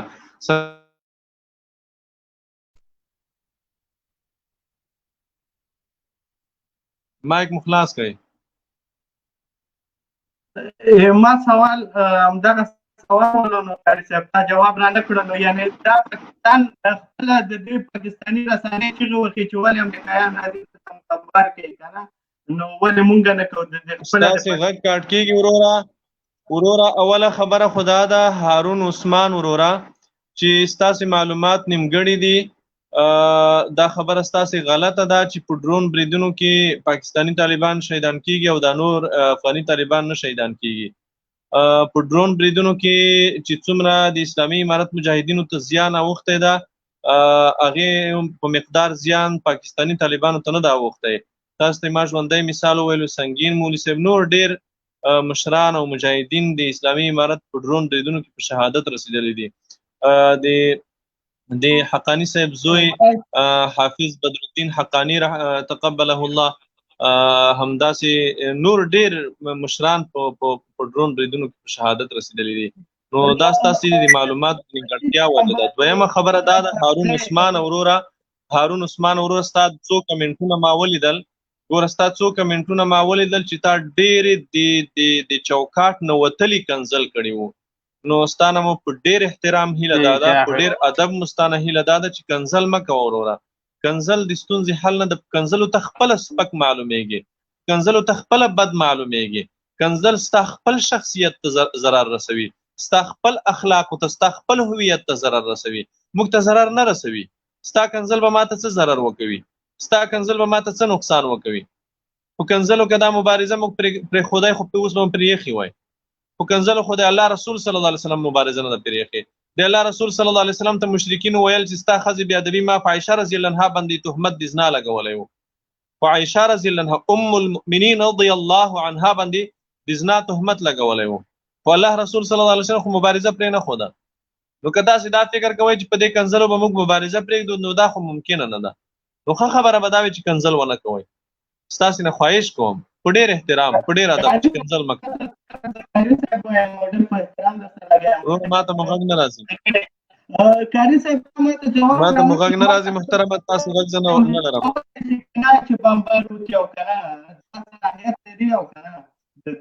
مبین صاحب تاسې غږ لرئ زه خو غږ نه لرم د دې ورور غږ ما ته سم نه راځي نه غږ یې نشته قاري صاحب دا یو کنزلمار د الله دې وکړي چې دې نه وروسته کنزلې ونه کړي باد رد ونه وایي وروره بیا هم ستاسې نه خواهش کوو تاسو چې کله دلته راځئ سوال کوئ تنقید کوئ څه پوښتنه لرئ تاسو ته موږ وخت درکوو په پوره امانتدارۍ په پوره احترام خو خواهش مو دا ده چې کنزل مه کوئ کنزل ستونزه نه حل کېږي هر وخت چې تاسې لایف ته راتلئ دلته راځئ تاسې موږ رااخلو کنزل مه کوئ کنزل خطرناک دوی راسي دوی اسانه خبر زکړي زه په دغه وجه طالب مخالفت کوم کدا وجه نه بیا زه مخالفت کڅه وجه د طالب پنجابای ده نو موږ خو په دې خبرو باندې ستړي شو چې تاسو راسي موږ ته وخی طالب یو پنجابای په زندانونو کې په زرګونو بندیان پراته دي یو پکې پنجابای راو باسي د موږ شهیدان چې درې ته ډک دي یو پنجابای ته وباسي او بیا زه مخالفت نه کوم در حال دا چې دای افغانی الاصل انګریز ده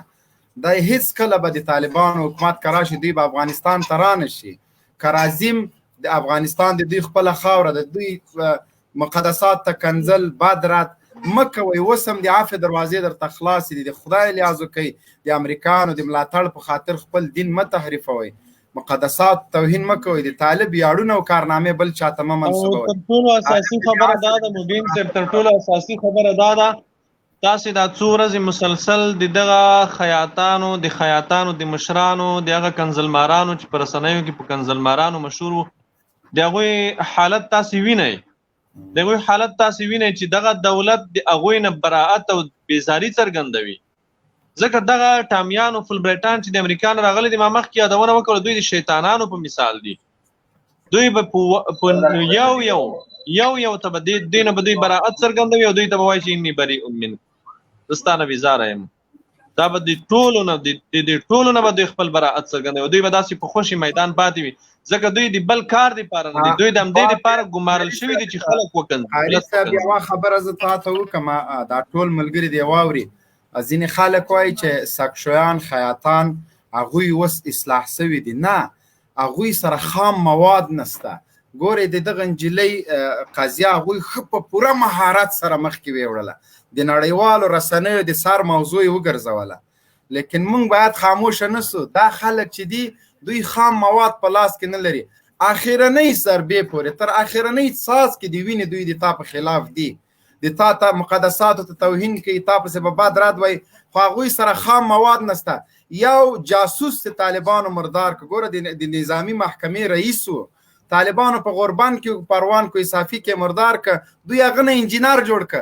تر نن هغه درته ډنګی سي وایي طالب خیانت کړی ده. کومه ده خیانت؟ هغه انجینر یې مړ نه که. اوس سړی هغه انجینر نه و، قاضي و، بیا درته وایي طالب خیانت کړی. څه خیانت یې کړی؟ هغه انجینر یې مړ نه که. هغه انجینر نه و، قاضي و سړی. بس دغه ډم کته که، دا ډم کته که، دا د ګلزمان زوی کته که، دا غیر له دې چک ویبل که، داسې کته که. دا لکه هغه د کرکټ میدان کې چې ناست دا هر شي ته داسې کوي. والله او دا ته خو خبرې ته غوږ شه بیا لاس پړه کوه. موږ دلته حیثیت مبین صاحب ته هم احساساتي کېږه خیر نه. او دغه ورور نه هم خواهش دا ده چې دلته لاس پټه کوه. دا خو لایف ده او دلته موږ ډېر اخلاقي چوکاټ لایف کوو. دلته دا خو د کرکټ میدان هم نه ده. ښه دې ورته وویل، دا یوه خبره دې ډېره خوندوره وکړه چې د کرکټ میدان هم نه ده او کوم واده ورام نه ده. نو خو دلته خو موږ چکچکې نه وو، ټاکې نه وو، موږ ټاکې وي ته یو. حمزه وروره مهرباني وکړه. احساسات نه، خو دا سهار نه مې دا دلته معزز کې نه ولې، بس همدا کوي. اوس سړی موږ خو ته چکې نه وو چې ته راته وروره هغه کې چکچکې وایي. کرا کېنه چې راغی بیا دغه ادب دې خلک له ما نه زده کړي، له ما نه دې خلک ادب زده کړي. څومره که غلی ناست یم. کېنه چپ کېنه ادبه. بل یوه مهمه موضوع حمزه وروره ستاسې د خبرو نه مخکې یوه یادونه کومه.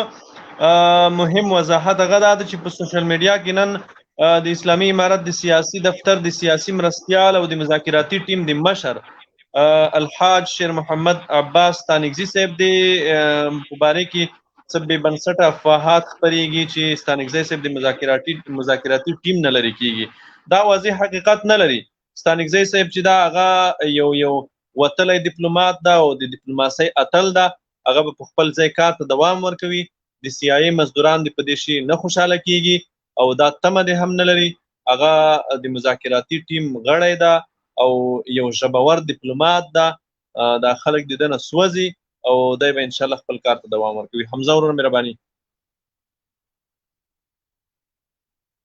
صاحب او انجینیر صاحب ټولو ته سلامونه.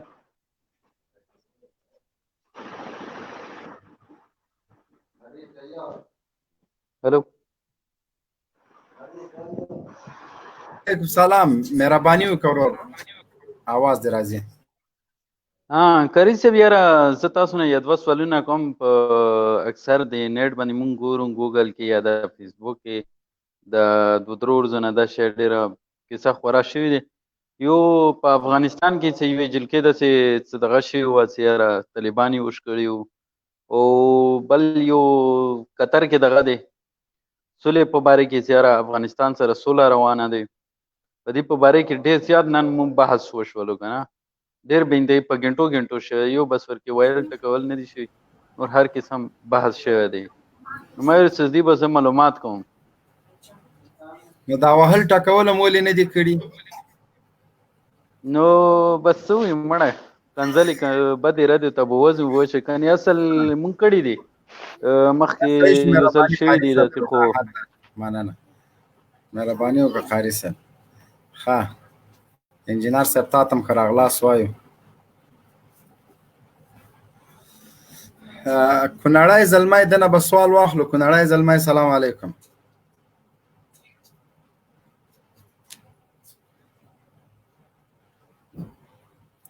کونړی زلمی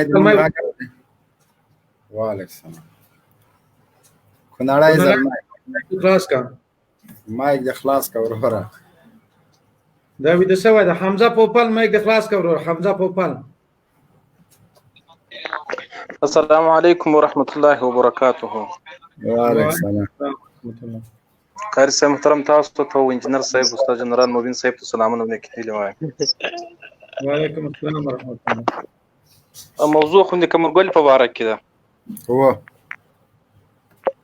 دغه په باره کې زه دا وایم اول خو د خیاطانو ته دا یو پیغام ورکوم چې همیش منفي تبلیغات خپروي بیلګې مثلا دغه کمرګل ده دغه مجاهد انځورونه چې د درمن په باره کې دی ویل او بیا مجاهدینو تل حقایق ته خبرو کړي دي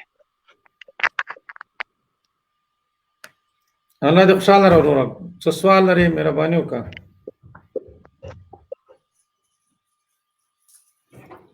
حمزه پوپل سے مایک دخلا مایک دی بند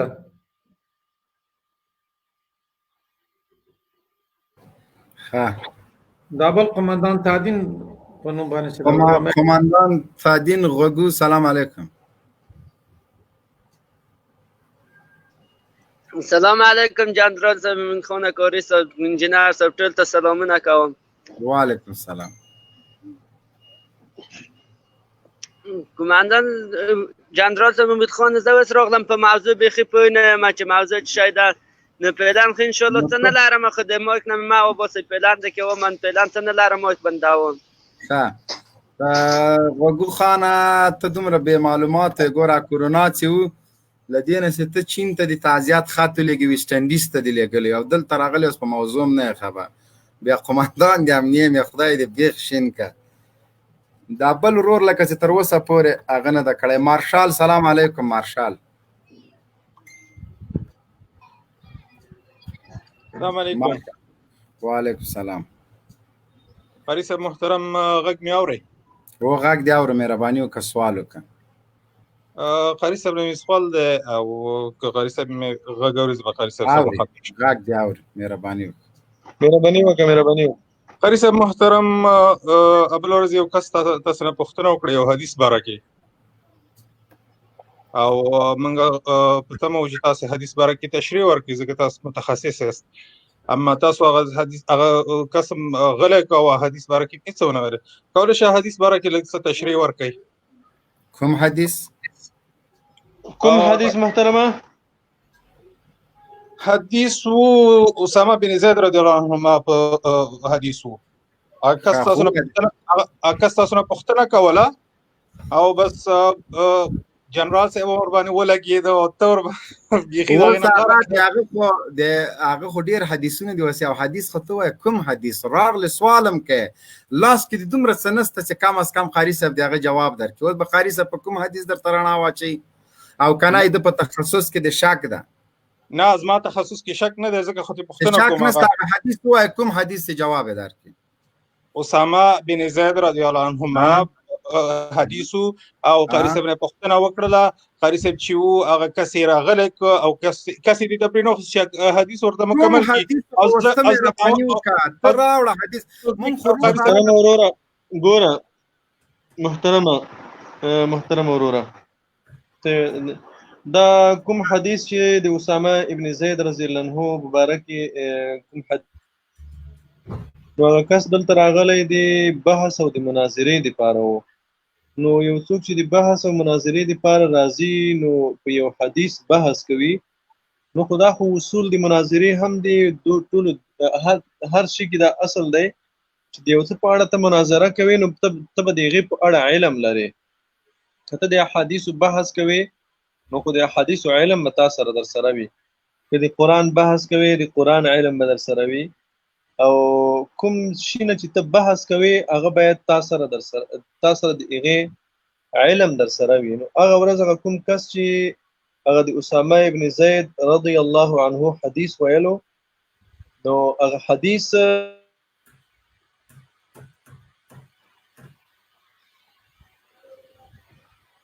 نو په دې وجه موږ زیات وخت دغه لایف ته چې څوک راځي او د دین له ادرسه بحث کوي، نو مخکې د دې نه چې موږ د سره د حدیث بحث وکړو، د ده علمي سویه یو وارې ګورو چې دی څومره علم لري. نو هغه ورځ هم د ده سره چې موږ خبرې وکولې ټولو اوریدونکو او لیدونکو د علمي سویه دته معلومه شوه چې دی څومره علم لري، دی څومره د ده علم څومره ده، د ده علمي سویه څومره ده. او په دې وجه موږ ځینې خلک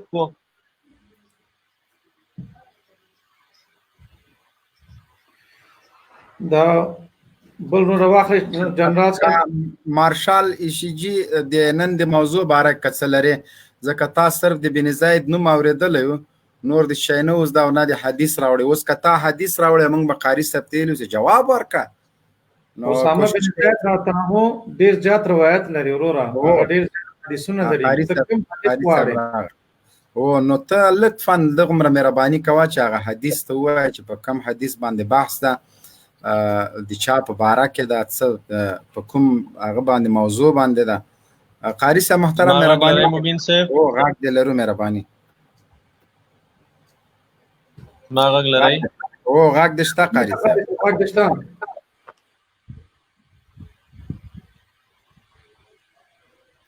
قاری صاحب غږ دې شته؟ مهرباني وکړه. زما غږ شته؟ نو دغه ورور ته مې یادونه کوله چې هغه ورځ د حدیث استدلال کولو. دا حدیث نه د ده هدف دا و چې د کابل ادارې نظامیان چې د امریکایانو سره په یوه صف کې ولاړ دي خپل افغانان وژني، دغه حدیث نه د ده هغه خلک مقصد و. دا حدیث به زه تاسو ته ووایم، هغې نه وروسته بیا د حدیث په اړه هم بحث وکړو.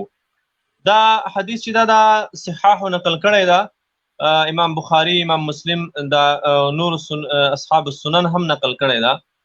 حدیث داسې ده: عن اسامة بن زید رضی الله عنهما قال بعثنا رسول الله صلى الله عليه وسلم إلى الحرقة من جهينة فصبحنا القوم على مياههم ولحقت أنا ورجل من الأنصار رجلا منهم فلما غشيناه قال لا إله إلا الله فكف عنه الأنصاري وطعنته برمحي حتى قتلته.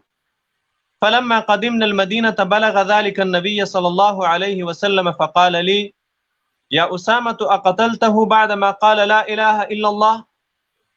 قلت يا رسول الله إنما كان متعوذا. فقال أقتلته بعدما قال لا إله إلا الله؟ فما زال يكررها علي حتى تمنيت أني لم أكن أسلمت قبل ذلك اليوم. دا یو روایت ده. دلته ګورئ دا واقعه داسې و اسامه ابن زید رضی الله عنه یې چې موږ رسول الله صلی الله علیه وسلم جهینا کې حرقه مقام ته ولېږلو. حرقه یو ځای و. موږ چې کله هلته لاړو نو خلک هغه کفار چې موږ په چا پسې ورغلي وو هغه مو په اوبو باندې پیدا کړل، اوبو باندې راټول شوي وو. کله چې موږ په دوی باندې حمله وکوله نو زه او یو بل انصاري ملګری چې وو موږ په یو بل کافر و هغې پسې ورپسې شو. چې کله پسې شو نو کله مو چې دی را لاندې کړو، ګیر مو کړو، ده ووایي چې لا اله الا الله. نو هغه زما انصاري ملګری چې و هغه بند شو، تېنه هغې د ده سره دی وهلې پرېښول، دی یې پرېښو او ما په خپله نیزه دا یووالو تر دې پورې چې قتل مې کړو. کله چې مدینې منورې ته راغلو نبي کریم صلی الله علیه وسلم ته چې کله دا خبره ورسېده مو ته یې یا اسامه قتلته بعد ما قال لا اله الا الله؟ د چې کله لا اله الا الله ویلو هغې نه وروسته تو دا یې قتل کړو؟ مو ورته چې یا رسول الله انما كان متعوذا، دی په دې لا اله الا الله یلو سره زما نه ځان خلاصولو، پناه یې غوښته په دې سره. پیغمبر علیه السلام بیا ماته وفرمیل قتلته بعد ما قال لا اله الا الله؟ دا خبره مو ته څو وره مکرره کړه، څو وره یې ته ویله. اسامه ابن زید رضی الله عنه یې چې مو ته دومره دا خبره مکرروله چې مو دا ارزو وکړه چې مو د دې نه مخکې ایمان نه وای وړی، د دې نه وروسته مې د ایمان وړلی وی. یعنې دغه عمل دغه کوم کور چې مو وکړو دا د مو د اسلام په زمانه کې نه وای شوی. بل روایت کې چې افلا شققت عن قلبه حتى تعلم اقالها ام لا. پیغمبر اسلام ته فرمایي چې تو د زړه څیرلی و چې دا کلمه د صدق نه یې لیدو که دروغ یې لیدو په دې کلمې سره. دلته ګورئ دغه خلک چې دي دا د حدیث نه استدلال کې دغه حدیث د ملي اردو د CIA د نورو ملیشو په مقابل کې کاروي چې دوی هم کلمه یایي. اصلا دا بحث په دې موضوع موږ مخکې څو وره بحث کړی دی. دا خلک یایي چې یو څوک چې کلمه وایي باسي د مرګ نه ده جایز. سره د دې نه چې دغه کلیات دي دوی دې لپاره موږ د اسلام د تاریخ نه د صحابه کرامو د سیرت نه د الله د رسول صلی الله علیه وسلم د سیرت نه ژوندي مثالونه لرو چې یو چا به کلمه یله خو مرګ به رواو. موږ ځاني په تیګو ولو سنګساروي او دای کلمه وایي خو د کلمې سره سره موږ تر هغه وخت پورې ولو تر څو پرې چې مړ نه وي. اوس که چېرته کلمه لا اله الا الله ویلو سره یو چا مطلقاً مرګ ناروا وي نو بیا ولې هغه سړی موږ وژنو؟ یو څوک د بل مسلمان یې وژلی ده، قتل یې کړی ده، دی کلمه وایي خو موږ یې وژنو. همداسې یو څوک د اسلام د یو یو صریح حکم په مقابل کې ولاړ ده هغه هم موږ وژنو. دغه د CIA مزدوران دي، د CIA ملیشې دي، دی د انګریز سره په یو صف کې را روان ده. سور انګریز ده، دی په یوه صف کې موږ ته را روان دي، زما په کور راخیږي. اوس د دغه خلکو نه سوال کول پکار دي چې ته ما باندې دا حدیث پیش کوي چې کلمه څوک وایي د هغې مرګ نه ده روا. دغه قصه او د موږ قضیه جدا جدا دي. هلته هغه خلک د لا اله الا الله دپاره وژل کېدل، هغه خلک کافر وو، هغوی کلمه نه ویله. د موږ حالت او دا حالت فرق لري. دلته چې موږ دا سړی وژنو دا د امریکایانو په مزدورۍ وژنو، د امریکایان چې د ما کور ته راولي په دې وژنم، په دې نه وژنم چې دی کلمه نه وایي. کلمه خو وایي، زه خدای په دې نه وژنم چې ته کلمه نه وایي، زه خدای په دې نه وژنم ته لمونځ نه کوې، زه خدای په دې نه وژنم چې ته جومات ته نه راځې، په دې خو یې نه وژنم، په دې خو د یو چا وژل نه دي روا. زه خدای په دې وژنم چې دی د امریکایانو سره یو ځای د ما کور ته را روان، دا سور انګریز د ما په کور راخېږوي، دا سبب د قتل ده، د دې وجې نه دی واجب القتل ده. ګورئ موږ تاسې ساده مثال، زه تاسو ته یو ساده مثال ووایم.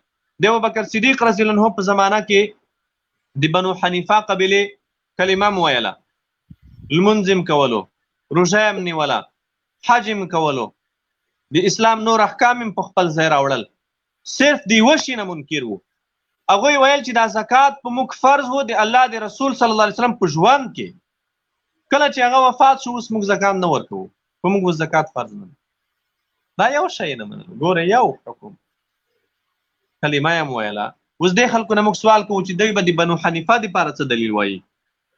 صحابه کرامو په اجماع ابوبکر صدیق رضی الله عنه د دوی سره جهاد اعلان کړی و، دوی یې ووژل.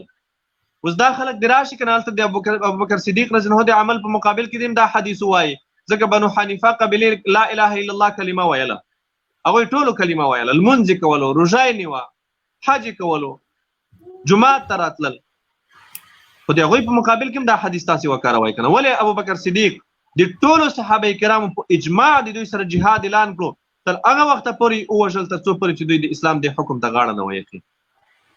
دا خلک د دین نه ناخبره دي، د دین نه علم نه لري، د دین نه معلومات نیمګړي دي. ته چې د سره کافر په صف کې ولاړې، سور انګریز د ما کور ته راځي، نو زه به امریکایي ولم، تا ته به وایم په لاس به دې نیسم چې ته ترې څنګ ته شه، ځکه ته کلمه وایې. سور انګريز د ما په کور راخېږي ته جاسوسي کوي ته ورته مخ کې نو زه به تا ته وایم چې دا ټوپک د کیک د لری شه ته زه دا سور انګريز ولم ځکه ته کلمه وایې ته لمونځ کوې ته د انګريز سره په یوه سنګر کې ناست یې زه به درځم تا ته به وایم چې ته لرې شه ته کلمه وایې زه د انګريز مړ کوم د انګريز ورځم ځکه هغه کلمه نه وایي کله عقل مني کله منطق مني کله شریعت مني ته د انګريز په یو صف کې ولاړ یې سور انګريز نه تنخواه اخلې سور انګريز د افغان په کور خېژوي که چېرته دا عمل تاسو ته په کتاب کې راوړی ثبوت دا عمل خو پرېږده که د سروف پوځونو په دې خاوره کې د توپ او ټانک سره میشتېدل راوړی موږ ته ثبوت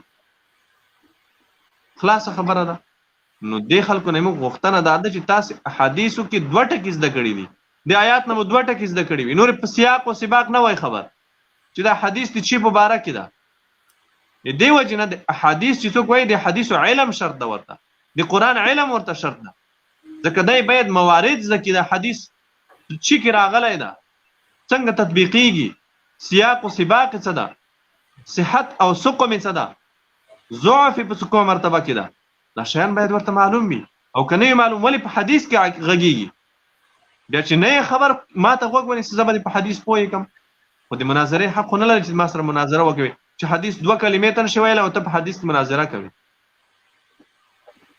مبین صاحب زه خو نو ستړی شوم مرای مې کېنې صحیح نو بس موږ هم لایف ټیم هم کم دی او نیم ساعت د لایف خپرونې پوره شو په الله مسپارم قاري صاحب محترم بس موږ هم لایف په خپرونه ختمو دا 2 کسانو سره قاري صاحب ما ماشاء الله مبین صاحب د قاری صاحب یو سوال دی او نه سوال زه به دا خپل خبره خلاص کړم قاری صاحب قاری صاحب خبره ما اصلي دا کوله چې کوم سړی تاسو ته حدیث پیش کو تاسو متخصص وای او هغه سره کوم برخوت چې تاسو وکړو هغه لکه کول نو د دې انتظار هم تودريګه وسته به قاری صاحب په دې حدیث باره کې څه وای او قاری صاحب چې د سړی چې کم از کم 15 دقیقې سره خبرې وکړلې او قاری صاحب حدیث باره کې څه مونږ ویل حدیث زیب پرې خوستو جزاک الله هغه موږ خپل درته ویلې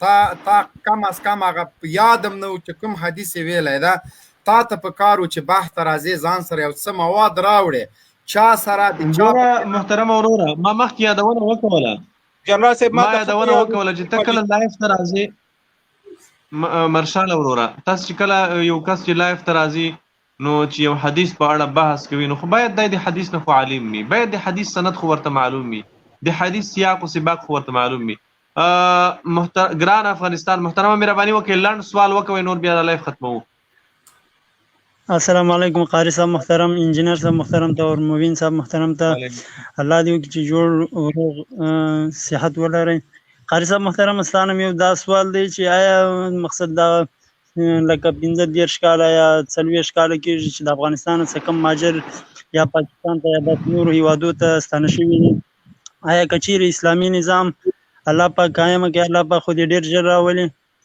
زموږ دغه سوال دی چې دغه مهاجر به واپس خپل وطن ته راستنیږي که داسې به وي چې په هغه ملکو کې به پراته وي محترمه بالکل راستنیږي به او ښه په عزت به راستنیږي په د خپله خاوره کې به دوی ته د امن ژوند جوړیږي د داسې زندګي به دوی ته جوړیږي چې دوی به په امنیت کې ژوند کوي کله چې په دې خاوره کې امنیت راشي د موږ تاسې د ټولو ستونزو حل دغه امنیت دی چې کله امنیت راشي بعضې خلک دا د ارګ ډنډورچیان وایي چې امنیت خو په ځنګل کې هم وي دا د دوی قیاس څومره غلط ده نو خو په ځنګل کې امن ده که نه صحیح ده خو د ځنګل حیوانات په ځنګل کې خپل ژوند کوي کله چې په ځنګل کې اور ولګېږي خو د ځنګل نه حیوانات هم تښتي په ځنګل کې خو امن ده ځکه دا حیوانات په ځنګل کې اوسېږي ټول حیوانات ژندسوري په دا ځنګل کې اوسېږي دوی ته الله تعالی هلته ژوند ورکړی ده اوس که دا ځنګل ته اور ولګېږي دا حیوانات دلته اوسېدلی شي خو هر حیوان د ځنګل نه تښتي داسې د انساني ټولنې مثال هم ده په انساني ټولنه کې امن چې دا د اولنی اساسي شی ده د ټولنې لپاره د ټولو اړتیاو بنیاد ده نو امن ضرور ده محترم وروره په الله مسپارم مبین صاحب انجینر صاحب تاسې په الله سپارم السلام علیکم ورحمت الله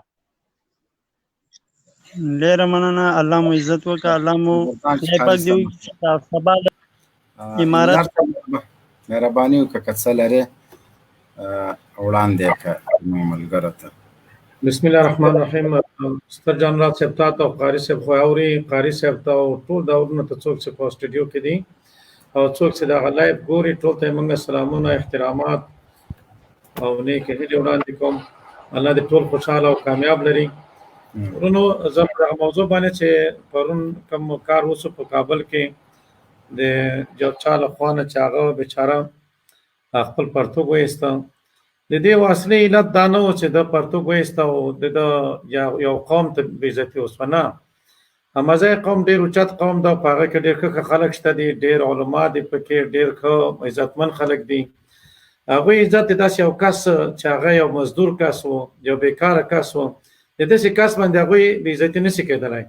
ولې دغه کس خدای پاک د خلکو ته ځکه وشرماوه چې دا هغه څوک و چې دی د ناحقه طرف باندې ولاړ و.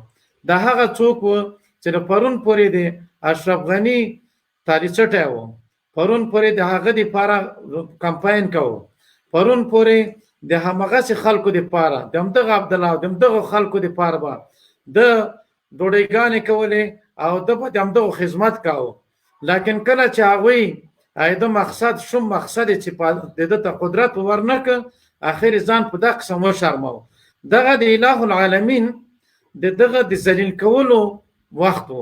اله العالمین به هغه خلک چې هغوی د اسلام مخالفت کوي، هغوی د دنیا دپاره د خپل افغانیت مخالفت کوي، هغوی د دنیا دپاره د خپل افغانانو ورونو د مظلومانو په سر په کښېږدي، ځانونه اوچتوي، دا به دغسې ذلیل کېږي. الله پاک د دنیا ته د خلکو ته وښودله چې زه دا خلک داسې ذلیل کوم چې په لوی مجلس کې به پرتوګ وباسي دی او دومره به ذلیل سي چې هر څه به ترنه لاړ سي. نو دغه د ذلت معنا وه. ورونو څوک چې د ناحقه طرف سره ولاړ دي، څوک چې د حق مقابله کوي، څوک چې د دغسې ذلیلو خلکو د خرڅ شوي خلکو ملګرتیا کوي او څوک چې د دنیا دپاره خپل افغانان ورونه خرڅوي، خپل د افغانانو سره دغسې جفا کوي چې هغوی دغه زوی چې اوس فعلا په پارلمان کې ده، هغه زوی بیانیه ورکړله چې تاسې په بغلان باندې وډار سئ چې بغلان سقوط کېږي که نه غټ غټ بمونه وغورځوئ. هغه اله العالمین د خلکو ته وښودله چې تا هغه پلار به هم داسې ذلیل کړمه چې ته د اسلام مقابله کوې، چې د هغه به هم په ټول ژوند کې بیا ته پټۍ نشې کولی، هیڅ خیاط اوس د خیاطي نشي کولی. خیاطان هم اوس شرمېدلي دي.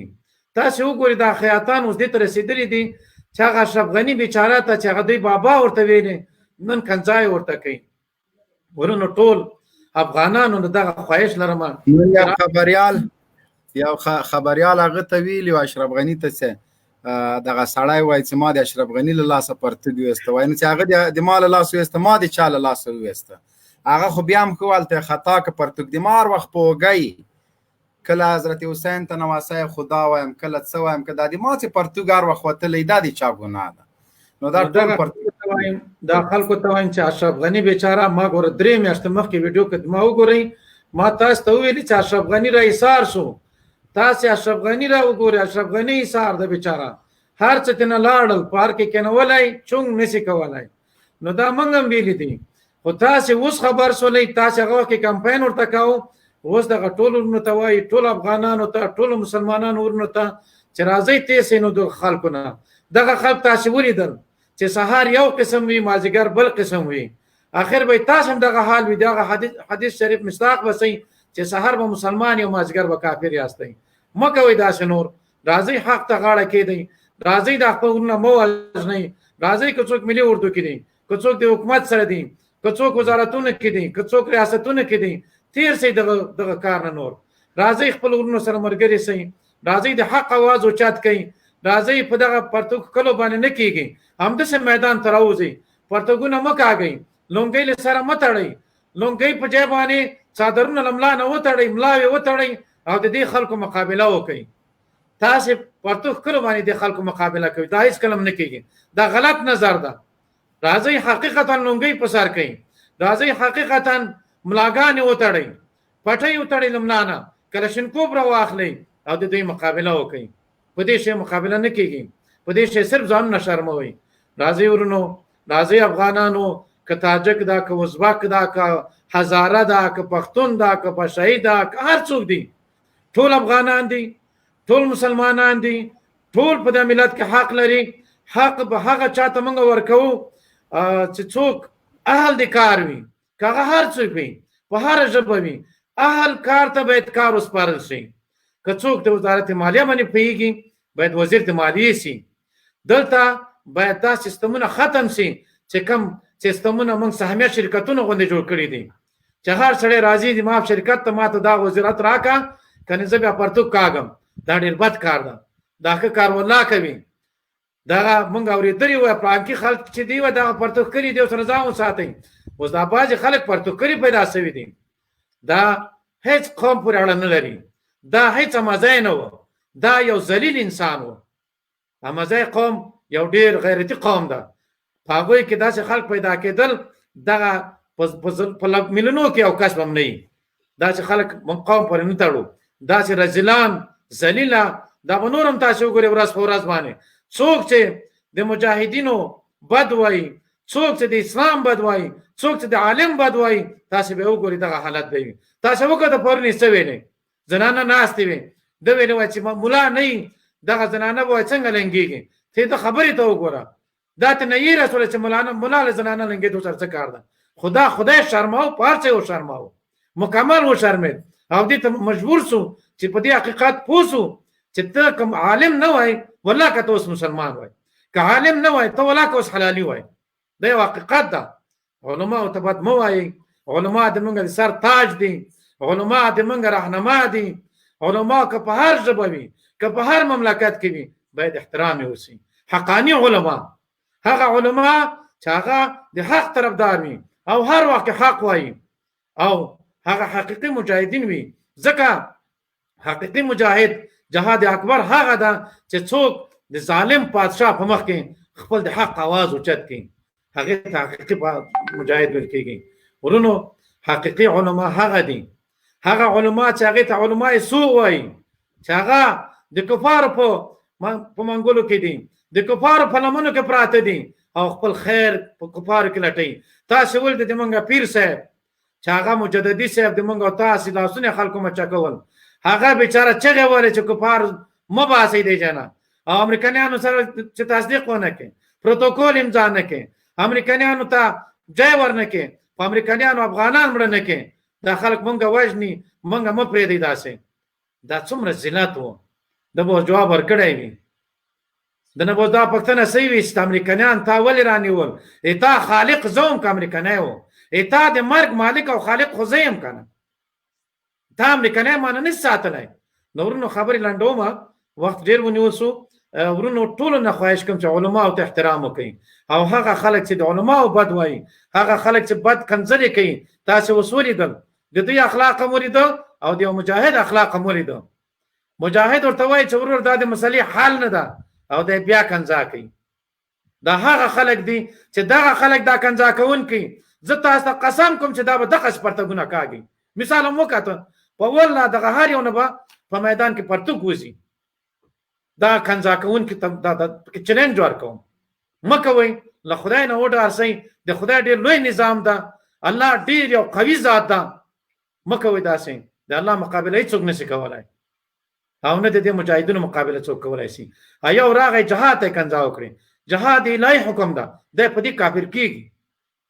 دا د قرآن حکم ده دا فرض ده د هغه ته کنځا یې وکړی مه کوئ ځان اسلام نه مه کاږئ هلته قاري صاحب لګیا او آیتونه د قرآن او حدیث ویل دا راغی کنځلې وکړه کنه تاسو د موږ احساسات سره لوبې نشئ کولی دا ملت د افغانستان غیور ملت له دې نه تاسو معلوم کړئ چې هغه د اسلامي امارت له پالیسۍ سره څومره اړخ لګوي څومره د اسلامي امارت د پالیسۍ سره بلد او اشنا خلک دي ګورئ که تاسو څومره د طالب مخالفت کوئ طالب پسې تبلیغات کوي تاسو په اروپا کې ناست یو 15 روپۍ سوسیالو ته له مجبوریته ځینې خلکو ماته چیلنج راکړی وای زه $1,00,000 درکوم او که دې داسې وکړه نو ما په جواب کې ورته ویلې قربان دې شم تا ولې دغه سوسیالو نه زیان خلاص که دغه 300 250 یورو زهر قاتل چې ته په دروغ او په فریب باندې خورې، له دغه نه ځان خلاص کا.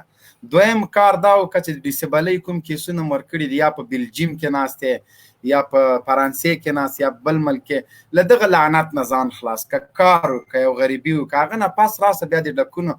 مونږ پوهېږو چې تاسو ډېر ذلیله خلک یاستئ په اروپا کې. ناز هغه خلک ته خطاب ده د ما چې هغوی مقدساتو ته توهین کوي، هغوی د ملا او د طالب په جامه کې راځي او د ملت ته توهین کوي. ګوره 15 حدیثه به په کوم دارالارقم کې زده کړي وي، را بچ دلته به ځان تعلیم الدین وایي، په علماو به نیوکې کوي. دا تاسو د افغانستان د خلکو ذهن نه شي اړوي، ځکه د افغانستان په هر کور، هر کلي، هر جماعت کې طالبان شته.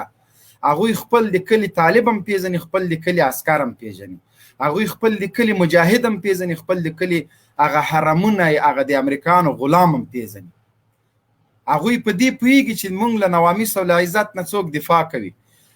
د موږ لایف خپرونه چې کله هم شروع شي، یا ورځ موږ پکې قضایي نشو کولی. دا نه چې په موږ باندې بوج ده، دا نه چې موږ د چا دپاره کار کوو. د الله په ذات درته قسم کوم چې په خپله خوښه باندې کوم، صرف د مشرانو مشورو ته غوږ نیسم. دا د ولس مینه ده چې هره شپه دغه نن نه زه دې ته برابر وم چې لایف کوم، نه قاري صاحب. قاري صاحب ما ته اندازه ده ستړی و، زه په خپله کار کې وم، کور د اختر مخه د چونې مونې سړی کار اخوا دوخوا کوي ستړي. مالزه سبا نو مونږ ویل چې نه پرون مم لایفونه که نن زه درته واټساپ ښیم تر 300 به زیات میسیجونه راغلي. ولې لایف نه کوئ؟ ولې قضایي کوئ؟ څه مشکل ده؟ څه خبره ده؟ خلکو ته یو تشویش نه، هیڅ مشکل نسته. عزتمندو د قدر وړ ملګرو مشکلات نسته. انسان د بیا هم کورني ژوند کې یو چیرته ځي، سفر کوي، ستړیا وي، خو د هغه باوجود موږ خپل هوسه پورې کوشش کوو. دا خلک دومره تږي دي تر څو د طالب پیغام واوري، تر څو راشي په دغه لایف خپرونه کې خپل د زړه بړاس وباسي، ځینې سوالونه چې د دوی په ذهن کې لا الحل دي هغه حل شي ورته. نو دومره مینه دا ولس موږ ته راکوي، دومره قدر او عزت موږ ته راکوي چې د الله په ذات قسم چې د دوی احسان د هیرولو نه ده، د دوی دغه مینه د هیرولو نه ده. او که موږ هیرو دا به له دوی سره خیانت وي. د موږ په مخ کې د شګو پټمونه مه جوړېږئ، هېڅ فایده تاسو ته نه کوي. دغه دا د 3 ورځو 4 ورځو واقعه د دغه نجلۍ چې قاري صاحب مکمل تفصیل پې باندې ورکړه. ګورئ د دوی پلار هم وجل شوی ده، د دې نجلۍ پلار د اربکي قمندان د لاسه وجل شوی، بیا هغه بام ته خیږي، د پلار د لاس په ټوپک باندې د خپل میړه او دا بل ملګری دا مرداروي. دا راجګېږي ته په طالبانو وراړې. ولې دلته که دغه رسنۍ چې د موږ او تاسو په لاس کې دا سوشل میډیا ده دا نه وای، دوی د خلکو د اذهانو د خطا ایستلو لپاره څومره پلانونه جوړوي. یو درمند کې طالب راجګېږي له یو چا سره مرسته او کومک کوي، دوی انځورونه فوټوشاپ کوي چې دوی درمند ته اور اچولی. دا که دا رسنۍ نه وای، دا حقایق به چا تر تا د ولسه پورې رسوه. ولې هغه څوک چې 80 لکه 100 لکه 90 لکه 50 لکه فالور لري، زه به د هر پیج درته وښیم، د امریکا غږ، بي بي سي، دا ټول مزدور رسنۍ، دوی چې کله لایف خپرونې کوي تاسو د دوی لایفونه لیدلی دي 4 5 6 سوه. دا دوی ته د شرم او د عار خبره نه ده. موږ راځو په نشتو وسایلو باندې، یعنی دغه لایف خپرونه چې موږ برابرو، هغه ملګري چې موږ سره په دې شي کې په تماس کې نه دي، هغوی ډېر لوړ فکر کوي. ځکه بعضې خلک موږ ته زنګونه وهي او د تاسو مصارف څومره وي موږ یې درکوو. د موږ مصارف یو د موبایل کارت ده، دا مو مصرف ده. د موږ دفتر د موټر سکل شاته او د موټر شاته او موټر کې بام ته وخېځل ته اکثره سیګنال کار، دا د موږ دفتر ده. دوی فکر کوي د تلیونوز او امریکا غږ او داسې بعضې خلک ما ته زنګونه وایي، زه حیران پاتې سم چې هلکه منځ کې هېڅ شی نسته، منځ کې صرف د الله رضا ده او د الله نصرت ده، د الله مرسته ده، د دغو افغانانو اخلاص ده. نو موثریت د سوشل میډیا ډېر زیات ده. ټولو ملګرو نه مو هیله خواهش دا ده چې ګورئ معلومات دقیق ترلاسه کوئ، د هېڅ چا په باره کې ړوند قضاوت مه کوئ. که په ما کې مشکل وي، په بل ملګري کې مشکل وي، بلکې مخامخ ورته ووایئ چې تا کې دا مشکل ده، چې وخت مشکل نه ته خبر نه ټاپې مه لګوئ. اتحاد اتفاق ورګلوي ته کار وکړي، تعصب او کینې نه لاس واخلئ، د چا لیکنې واس کېږي لیکنې وکړئ، د چا نور واس کېږي هغه وکړئ. دلته موږ په دې لایق خپرونه کې ډېر ګمنامه مبارزین دي. دغه آیډیانې چې موږ ته په راځي دا روزانه دا د ملګرو همکاري ده، دا پیجونه دا یو پیج هم دی. موږ زه په خپل نوم یو پیج نه لرم، یو پیج په خپل نوم آیډي دغه 3 ورځې کېږي ما جوړه کړې. هېڅ مشکل دی موږ په هغه کې نشته مبارزې کې، نه موږ داسې فرمصرفه مبارزه ده نه داسې خرچې دي، هېڅ شی هم نشته. دا یو بې خرچه صرف د د افغانانو مینه او محبت، د افغانانو مرسته او همکاري لایف شیر کولو کې دی کې دا موږ نشو هېرولی. دا یقیني د ستایلو دي د تاسو مینه د تاسو محبت دې ته موږ مجبوره کوي چې ټول کارونه پرېږدو راشو. پرتوخکلي باندې ما لاندې خبرې پرون هم کړې وې، نن هم درته کوم. هغه معصومه نجلۍ چې مور یې په شهادت رسېدلې و، دا د مورې چغې وهي. مور یې په دې دنیا کې نشته، په هغه باندې د CIA او د بلیک واټر مزدورانو تور خاورې اړولې دي. هغه نجلۍ هغه معصومه چې د مورې چغې وهي، مور د ده په څنګ کې نشته، مور یې په وینو سور لت پت د CIA او د بلیک واټر مزدورانو د تورو خاورو میلمه کړې وه. لور په داسې حالت کې چې وینې ته بهیږي، سر پښې او لاسونه په وینو لړلي دي، بیا چغې وهي مورې. لورکۍ د تا دا چغې او فریادونه دا الله واورېدل. د تا مور به شکایت کړی وي چې د ما له غېږ نه لور جدا کړله، هغه به څوک لویوي او څوک به یې غټوي. لورکۍ د تا غږ د اسلامي امارت غازیانو او اتلانو ته موږ واوروه. ته بې فکره اوسه، د تا غچ او انتقام به د اسلامي امارت غازیان او اتلان اخلي. نور به د موږ ماشومان د مورې چغې نه وهي، نور به د موږ د مورګانو له غېږو نه بچي نه بیلیږي. د اسلامي امارت اتلانو او غازیانو تل د مظلومانو غږ اورېدلی. ستاسو به دومره ځپونکی انتقام وي لورې چې ته راغټېږې او خبرېږې چې زه چا د مور له غېږې نه جدا کړم او چا مې د مور انتقام واخیسته. ته به هغه بزدل دښمن او بې غیرته دښمن چې د تا مورکۍ د تورو خاورو میلمه کړه، څو کلونه بعد هغه مو پیژنې او هغه اتلان او غازیان به مو پیژنې. لورجانې ته سترګې وغړوه، ته به هغه اتلان وپیژنې چې تا په بستر کې په وینو لت پت چغې وهلې، مورې. ستا د اورېدو څوک نه و، خو تا ته به دا اندازه یو څو کاله بعد ولګېږي چې داسې ورونه داسې ترونه مې درلودل چې زما د مور د وینو انتقام یې کلونه مخکې اخیستی ده. ستا د مور انتقام او ستا د وړو انتقام به ضرور د اسلامي امارت غازیان اخلي.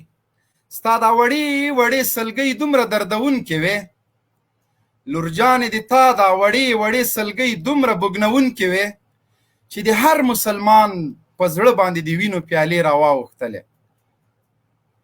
تا چې کله چغې وهلې چې مور دې نه وه په دې دنیا باندې، هغه مور چې جنت د هغه یې له تا نه اخیستې وه، هغه مور چې تا ته یې پی درکولې او شپې او ورځې در سره سبا کولې، د تا ناز او نزاکت یې اخیسته، نن د هغه مور نشته. خدا یاد ولره چې ستا سلګۍ رب لا یزال واورېدې، ځکه ستا د کلي ملکان هغه څوک چې د تا د وژلو دپاره له مزدورو د CIA له ګوډاګیانو نه د مرستې غوښتنه کوله، ستا سلګۍ رب ځکه اورېدلي چې هغوی په خپله خوښه پرتوګونه وویستل، کمیس یې وویسته، د زرګونو خلکو مخکې ځان بې عزته او رسوا که. زه دغه قاتلانو ته وایم د دغه ماشوم سلګۍ الله اورېدلي، تاسو به ټول یو ورځ همداسې پرتوګونه باسئ او په اوږه به یې اچوئ.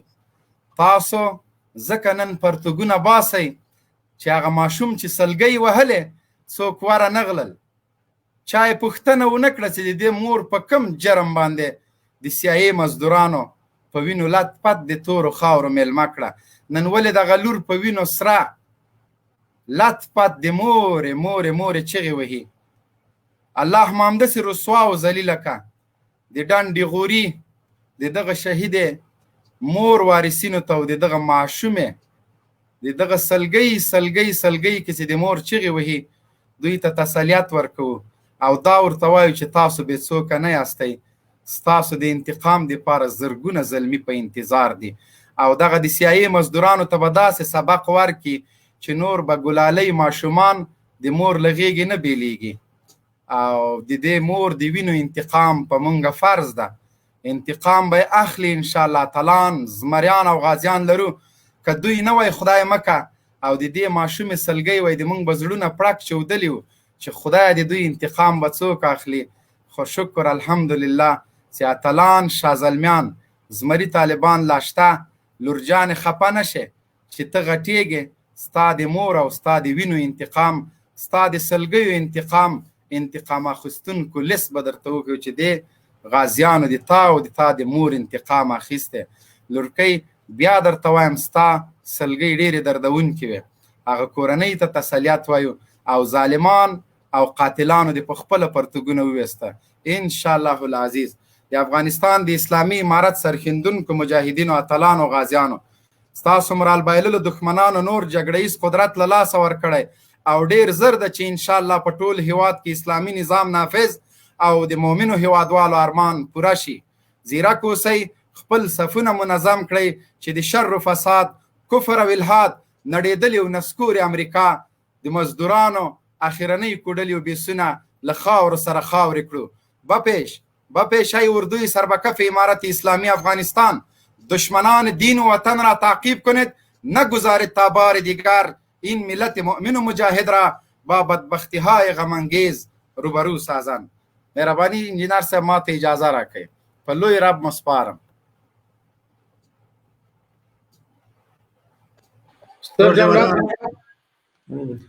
اورم بندوی منګ او تاسو وخت نور پوره ده. الله دې خوشحال لرم. خالي یو خبره زه کوم د خلکو ته د ورنو ته چې دا څوک چې راځي سوالونو ته نو تاسو داسې وکړئ چې ځان سره سوالونه لیکلي راوړئ یا خپل ملایان چې لرئ له هغوی نه حدیثونه ولیکئ راوړئ، دلته باندې دلیل وایي. داسې مه راځئ چې نو حدیث درته زده یي نه آیات بیا چې کله هم کوزو بیا چغې وایي چې دې کوز کړم. او هغه سګخیل ته زه بیا وایم سګخیل، هغه سګخیل د سپیو خیل چې ځان ته ملا وایي چیلنج ده درته.